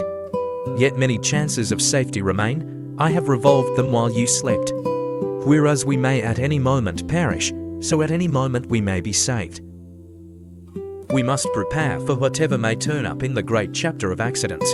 But what would you have us do?" I cried. "Are we not utterly helpless? No. While there is life there is hope, at least. There is one thing we can do: it. Thus obtain strength to face victory or death." As he spoke, I looked at my uncle with a haggard glance. I had put off the fatal communication as long as possible. It was now forced upon me, and I must tell him the truth, yet I hesitated. "Eat," I said, deprecatingly, as if there were no hurry. "Yes, and at once." "I feel like a starving prisoner," he said, rubbing his yellow, shivering hands. Turning to the guide, he spoke cheering Danish words. Hans shook his head, terribly significant. I tried to look unconcerned. "What?" cried the professor. "You do not mean all our provisions are lost?" "Yes," I replied low, holding out something in my hand. "This morsel of dried meat is all that remains for us 3. My uncle gazed, as if he could not appreciate my words. The blow stunned him by its severity. I allowed him to reflect for some moments. "Well," said I at last, "what do you think now? Is there any chance of escaping these subterranean dangers? Are we not doomed to perish in the great hollows of the center of the earth?" My questions brought no answer. My uncle either heard me not, or seemed not to do so. Thus a whole hour passed. Neither of us cared to speak. For myself, I began to feel devouring hunger. My companions, doubtless, felt the same tortures. Neither would touch the wretched morsel of meat. It lay there, the last remnant of our great preparations for this mad and senseless journey. I looked back with wonderment to my own folly. Fully was I aware that, despite his enthusiasm and the ever-to-be-hated scroll of Saknussemm, my uncle should never have started on his perilous voyage. Happy past and horrible future filled my brain, and yet, 3 months before I could tell my terrible story of starvation, as I thought it. As a boy, I used to make frequent excursions in the neighborhood of the professor's house. My uncle always acted on system, and he believed that, in addition to the day of rest and worship, there should be a day of recreation. In consequence, I was always free to do as I liked on a Wednesday. Now, as I had a notion to combine the useful and the agreeable, my favorite pastime was birds nesting. I had one of the best collections of eggs in all the town. They were classified, and under glass cases. There was a certain wood which, by rising at early morn and taking the cheap train, I could reach at 11. Here I would botanize or geologize at will. My uncle was always glad of specimens for herbarium and stones to examine. When I had filled my wallet, I proceeded to search for nests. After 2 hours of hard work, I sat down by a stream to eat my humble but copious lunch. The remembrance of sausage, wheaten loaf, and beer made my mouth water now. While seated thus, I looked up at the ruins of an old castle, not far off, ivy-clad and falling to pieces. To eagles circled about the summit of a lofty tower, I soon became satisfied there was a nest. In all my collection I lacked eggs of the native eagle and the large owl. My mind was made up. I would reach the summit of that tower, or perish in the attempt. I went nearer and surveyed the ruins. The old staircase had fallen in. The outer walls were intact. There was no chance that way, unless I looked to the ivy solely for support, futile, as I soon found. There remained the chimney, still rising to the top from every story. Up this I determined to venture, narrow, rough, and therefore more easily climbed. I took off my coat and crept into the chimney. Looking up, I saw a small light opening, proclaiming the summit. Up I went, using hands and knees like a chimney sweep. Slow work, but continual projections made the task comparatively easy. In this way I reached halfway, the chimney narrowed. The air grew close, at last I stuck fast. I could ascend no higher, there remained no resource but to descend and give up my glorious prey. I yielded and endeavored to go down. I could not move. Some unseen obstacle intervened and stopped me. Horror seized me. Unable to move either way, I seemed doomed to a horrible death, starvation. Yet a boy's mind is elastic and hopeful. I began to think of plans to escape. For the present, I required no food. My excellent meal allowed reflection. First, I tried to move the mortar by hand. Had I possessed a knife, something might have been done, but that useful instrument lay in my coat pocket. All efforts were vain. I could only hope to wriggle downwards. Though I jerked and struggled and strove to turn, it was in vain. I could not move an inch. Time flew rapidly. Early rising helped to make me sleepy. Gradually I yielded to drowsiness. I slept and awoke in darkness, ravenously hungry. Night had come, still I could not move, tight-bound, unable to change position an inch. I groaned aloud. Never since childhood had I truly experienced hunger. Novel and painful, it maddened me. I screamed in agony. Something, startled, appeared a harmless lizard, to me a loathsome reptile. Again I made the ruins resound with my cries, and finally so exhausted myself that I fainted. How long I lay, I cannot say. When I recovered, it was day. How ill I felt, how hunger gnawed, it is hard to say. Too weak to scream or struggle, suddenly I was startled by a roar. "Are you there, Henry?" my uncle's voice cried. "Are you there, my boy?" I faintly responded and tried to turn. Some mortar fell. To this I owed discovery.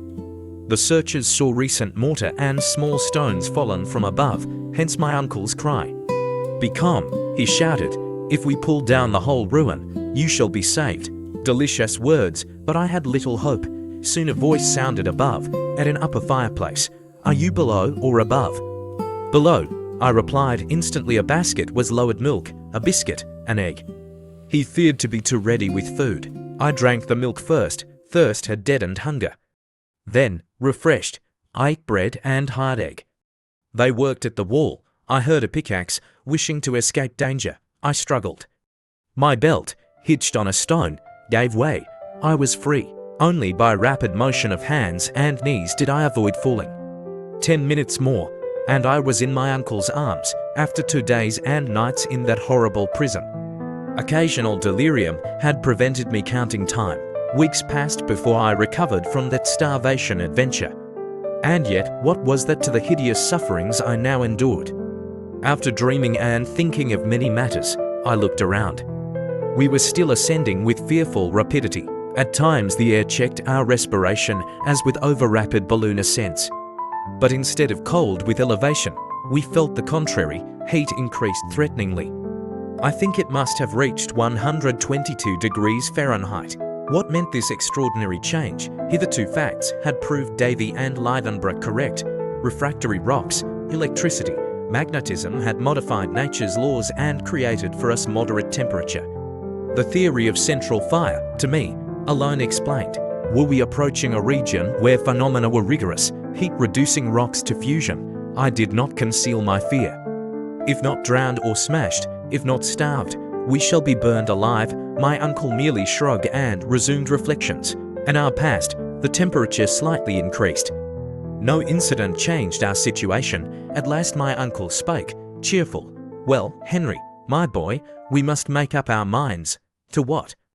I asked, surprised. To something. We must recruit strength. If we husband our little remnant, we prolong a few hours but remain weak to the end. Yes, to the end, I growled. Only let a chance present itself. Where shall we find means to act if inanition reduces us? When this piece of meat is devoured, uncle, what hope remains? None, he said, but will devouring it with your eyes help? You reason like one without will. You have not lost hope. I cried, exasperated.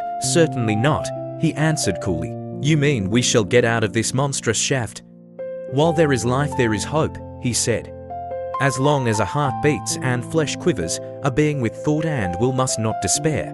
Well, what do you mean to do? Eat what remains, swallow the last crumb. It will be, heaven willing, our last repast. Better men than exhausted skeletons, true, I muttered. Let us take our fill, we must, he sighed. He divided meat and biscuit into 3 parts. Each had 1 pound of food to last as long as we remained underground. Each acted by his nature. My uncle ate greedily, without appetite. I chewed without pleasure. Hans swallowed as if on an ordinary hunt, ready for superfluity or want. Hardy Icelandic nature had prepared him for suffering. So long as his 3 riksdollars came on Saturday, he was content.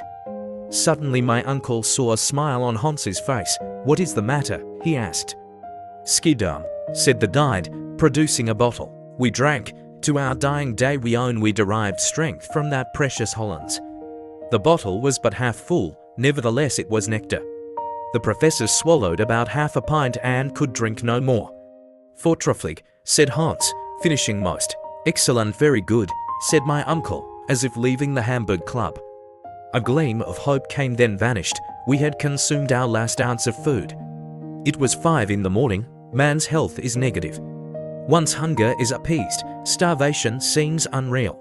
After a long fast, a little mouldy biscuit and salt beef triumphed over gloomy thoughts, then each yielded to private reflections.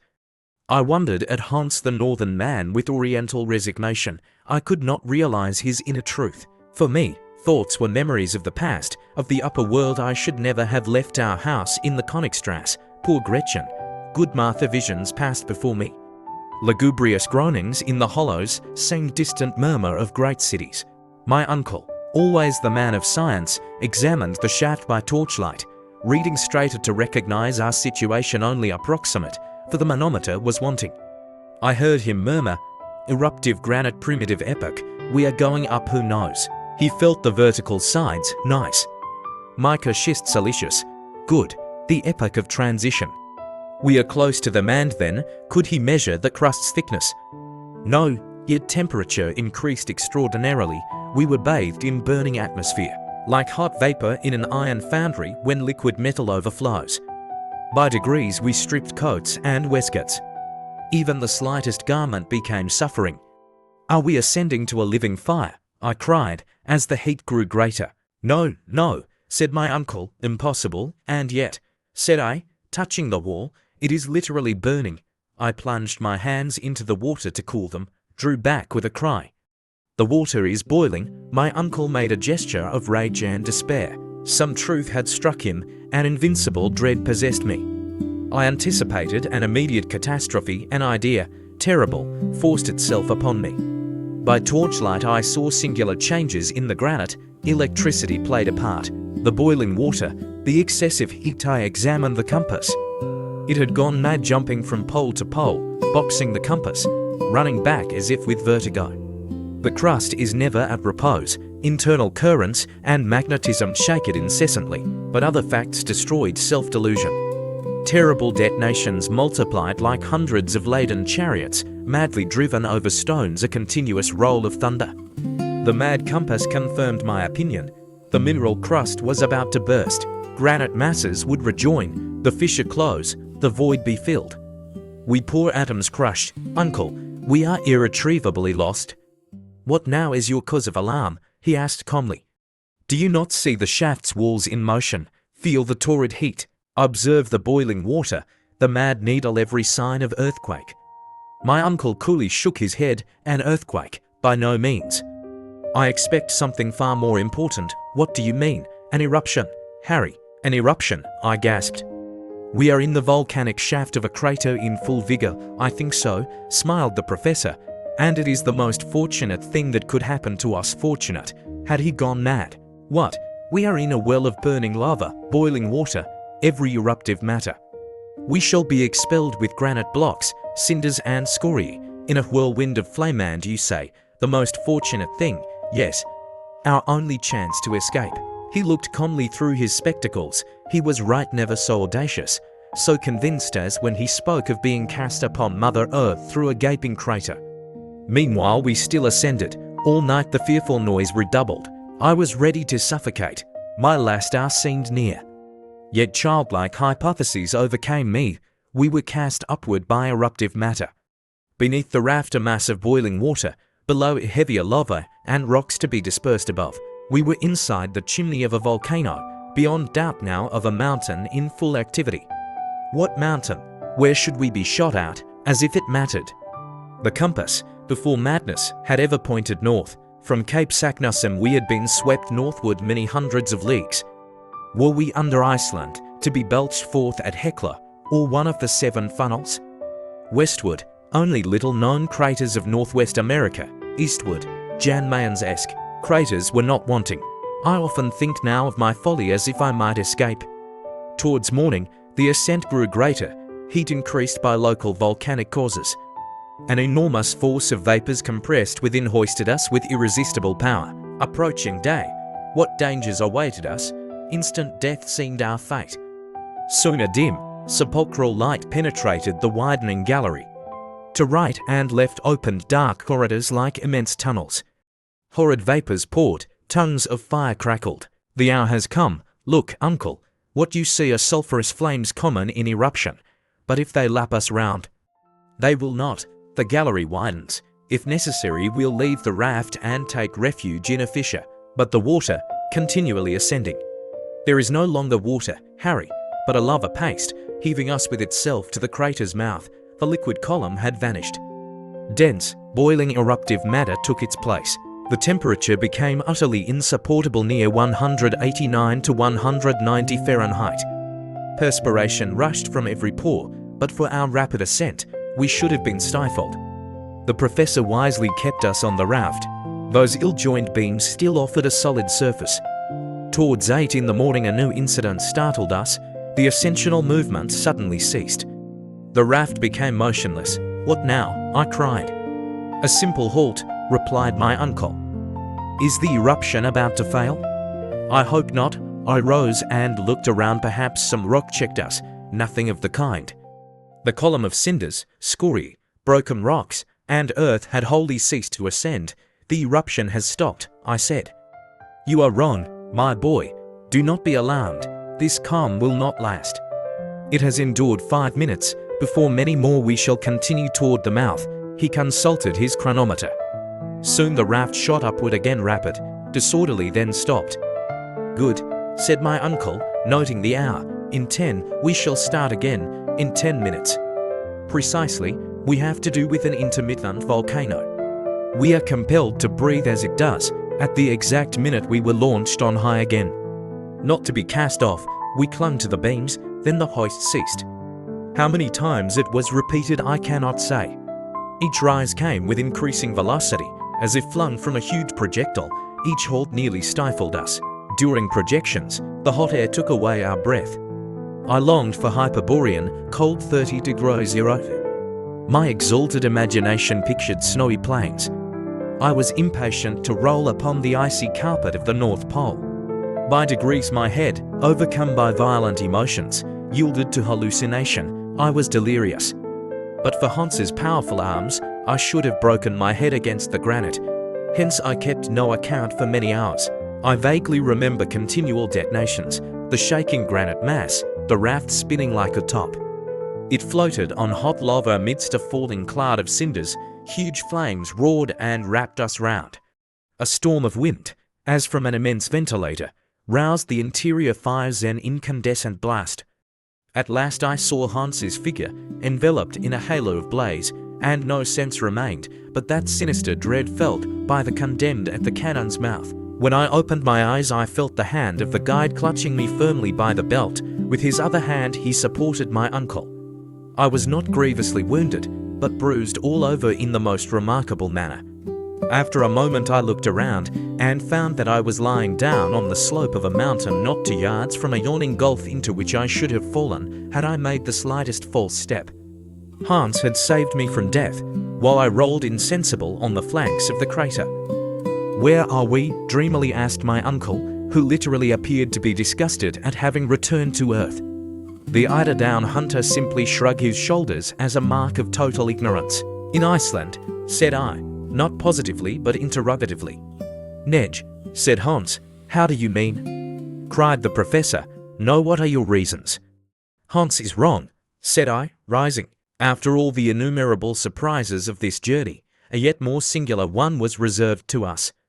I expected to see a cone covered by snow and widespread glaciers in the arid deserts of the extreme north beneath a polar sky. But contrary to all expectations, we were cast upon the slope of a mountain calcined by the burning rays of a sun literally baking us. We came out of the crater half naked, and the radiant star was prodigal of light and warmth we could have spared. When our eyes were accustomed to the light, I used them to rectify the errors of imagination. Whatever happened, we should have been at Spitzbergen, and I was in no humor to yield to anything but absolute proof. After some delay, the professor spoke him. He said hesitatingly, "It really does not look like Iceland, but supposing it were the island of Jan Mayen." "Not in the least, my boy.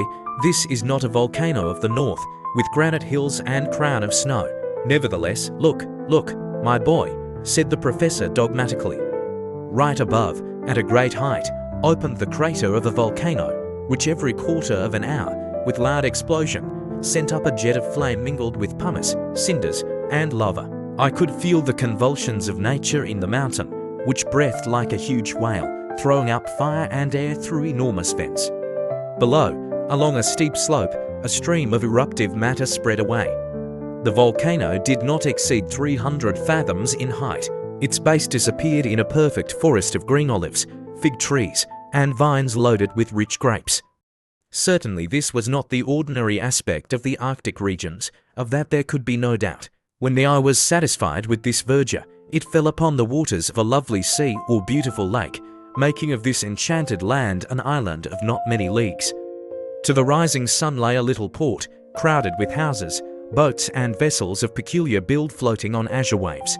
Beyond, groups of islands rose above the liquid plain, so numerous and close as to resemble a vast beehive. Toward the setting sun, distant shores edged the horizon, blue mountains of harmonious form. Farther still, a prodigiously lofty cone with dark heavy clouds above. Towards the north, an immense expanse of water sparkled, showing at times a mast's extremity or a sail's convexity bellying to the wind. The unexpected character of the scene added 100-fold to its marvels. "Where can we be?" I asked, low and solemn. Hans shut his eyes with indifference. My uncle looked on without clearly understanding. "Whatever this mountain may be," he said, "it is rather warm. The explosions do not leave off. Let us descend carefully. I am dying of hunger and thirst." Decidedly, the professor was no longer truly reflective. For myself, forgetting necessities and fatigue, I would have remained hours longer, but it was necessary to follow. The slope was steep and slippery. We slid over ashes, avoiding hot lava streams like fiery serpents. Advancing, I spoke volubly. Imagination exploded in words. We are in Asia, on the coast of India, in the Malay Islands, in Oceania. We have crossed half the globe to come out at the antipodes of Europe. "But the compass," exclaimed my uncle. "Explain that." "Yes, the compass," I said, hesitating. "According to it, we always went northward. Then it lied. To say it lied is harsh. Then we are at the North Pole. The pole no well I'd given up. There was no explanation possible. All the while we approached the beautiful verdure, hunger and thirst tormented us. Happily, after 2 hours' march, a country spread before us: olives, pomegranates, vines belonging to everybody. In destitution, we did not ponder scruples. What delight to press delicious fruits to our lips, to bite grapes and pomegranates fresh from the vine.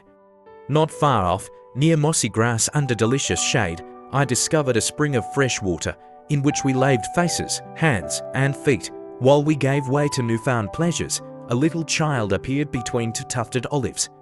"Oh," I cried, "an inhabitant of this happy country." The poor, weak, suffering little fellow was terribly alarmed at our appearance, half naked, with tangled, ragged beards. Just as the boy was about to fly, Hans ran after and brought him back despite cries and kicks. My uncle tried to look gentle, then spoke in German. "What is the name of this mountain, my friend?" The child made no reply. "Good," said my uncle positively. "We are not in Germany." He asked in English. The child shook his head. "Is he dumb?" The professor tried French. The boy only stared. "I must try Italian," he said with a shrug. "Dove noi siamo?" "Yes, tell me where we are," I added eagerly. Again silence. "My fine fellow, do you mean to speak?" cried my uncle, getting angry. He shook him and tried a dialect. "Come si nome questo isola. What is the name of this island?" "Stromboli," replied the rickety little shepherd, dashing away and disappearing in the olives. Stromboli, what effect these few words produced! We were in the Mediterranean, amidst the eastern archipelago of myth, in ancient Strongylos, where Jolus chained the wines. Those blue mountains toward the rising sun were Calabria. The mighty volcano on the southern horizon was Etna fierce, celebrated Etna, Stromboli, Stromboli, I repeated. My uncle played accompaniment to my gestures. We sang together like an ancient chorus. Oh, what a journey! We had entered the earth by one volcano and come out by another more than 1,200 leagues from Sneffels, from drear Iceland. We were transported to the most harmonious and beautiful of lands, eternal snows exchanged for infinite verdure, grey fog for Sicily's azure sky. After a delicious repast of fruits and fresh water, we continued towards the port of Stromboli. To say how we reached the island would scarcely be prudent. The superstitious Italians would call us demons from the infernal regions. It was necessary to pass for humble shipwrecked travellers, less striking and romantic, but safer. As we advanced, I heard my uncle mutter, "But the compass?" It most certainly marked north, a fact I cannot explain. "Well," said I disdainfully, "we must not explain anything. It will be easier. A professor of the Johanneum unable to explain a cosmic phenomenon, it would be strange," he said, becoming once more the terrible professor of mineralogy. An hour after leaving the olives, we reached the fort of San Vincenzo, where Hans demanded the price of his 13th week of service. My uncle paid him, with very many warm shakes of the hand. At that moment, if he did not quite share our emotion, he allowed his feelings so far to give way as to indulge in an extraordinary expression for him. With the tips of 2 fingers he gently pressed our hands and smiled. This is the final conclusion of a narrative which will be probably disbelieved even by people who are astonished at nothing. I am, however, armed at all points against human incredulity. We were kindly received by the Strombolite fishermen, who treated us as shipwrecked travellers. They gave us clothes and food. After a delay of 48 hours, On the 30th of September, a little vessel took us to Messina, where a few days of delightful and complete repose restored us to ourselves. On Friday, the 4th of October, we embarked in the Volton, one of the postal packets of the imperial messageries of France. And 3 days later we landed at Marseilles, having no other care on our minds but that of our precious but erratic compass. This inexplicable circumstance tormented me terribly. On the 9th of October, in the evening, we reached Hamburg. What was the astonishment of Martha? What the joy of Gretchen? I will not attempt to define it. Now then, Harry, that you really are a hero, she said. There is no reason why you should ever leave me again. I looked at her. She was weeping tears of joy. I leave it to be imagined if the return of Professor Hardwick made or did not make a sensation in Hamburg. Thanks to the indiscretion of Martha, the news of his departure for the interior of the earth had been spread over the whole world. No one would believe it, and when they saw him come back in safety, they believed it all the less. But the presence of Hans and many stray scraps of information by degrees modified public opinion.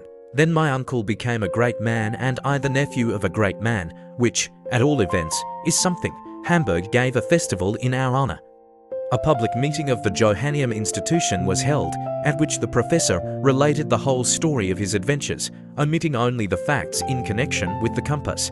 That same day he deposited in the archives of the town the document he had found written by Saknussemm, and he expressed his great regret that circumstances, stronger than his will, did not allow him to follow the Icelandic traveller's track into the very center of the earth. He was modest in his glory, but his reputation only increased. So much honor necessarily created for him many envious enemies. Of course they existed, and as his theories, supported by certain facts, contradicted the system of science upon the question of central heat, he maintained his own views both with pen and speech against the learned of every country. Although I still believe in the theory of central heat, I confess that certain circumstances, hitherto very ill-defined, may modify the laws of such natural phenomena. At the moment, when these questions were being discussed with interest, my uncle received a rude shock, one that he felt very much. Hans, despite everything he could say to the contrary, quitted Hamburg. The man to whom we owed so much would not allow us to pay our deep debt of gratitude. He was taken with nostalgia, a love for his Icelandic home. Farvel, said he, one day, and with this one short word of adieu, he started for Reykjavik, which he soon reached in safety. We were deeply attached to our brave eider duck hunter. His absence will never cause him to be forgotten by those whose lives he saved, and I hope, at some not distant day, to see him again. To conclude, I may say that our journey into the interior of the earth created an enormous sensation throughout the civilized world.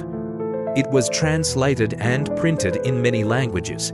All the leading journals published extracts from it, which were commentated, discussed, attacked, and supported with equal animation by those who believed in its episodes and by those who were utterly incredulous. Wonderful, my uncle enjoyed during his lifetime all the glory he deserved. And he was even offered a large sum of money by Mr. Barnum to exhibit himself in the United States. While I am credibly informed by a traveller that he is to be seen in waxwork at Madame Tussauds, but one care preyed upon his mind, a care which rendered him very unhappy. One fact remained inexplicable, that of the compass. For a learned man to be baffled by such an inexplicable phenomenon was very aggravating. But heaven was merciful, and in the end my uncle was happy. One day, while he put some minerals belonging to his collection in order, I fell upon the famous compass and examined it keenly. For 6 months it had lain unnoticed and untouched. I looked at it with curiosity, which soon became surprise. I gave a loud cry. The professor, who was at hand, soon joined me.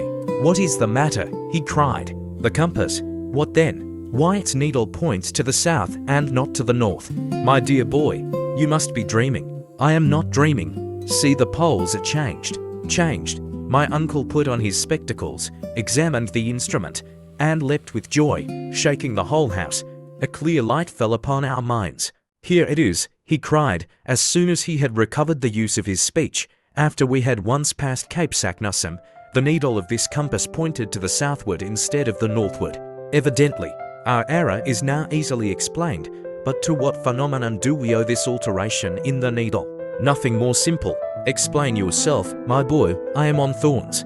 During the storm, up on the central sea, the ball of fire, which made a magnet of the iron in our raft, turned our compass topsy-turvy. "Ah," cried the professor, with a loud and ringing laugh, "it was a trick of that inexplicable electricity. From that hour my uncle was the happiest of learned men, and I the happiest of ordinary mortals.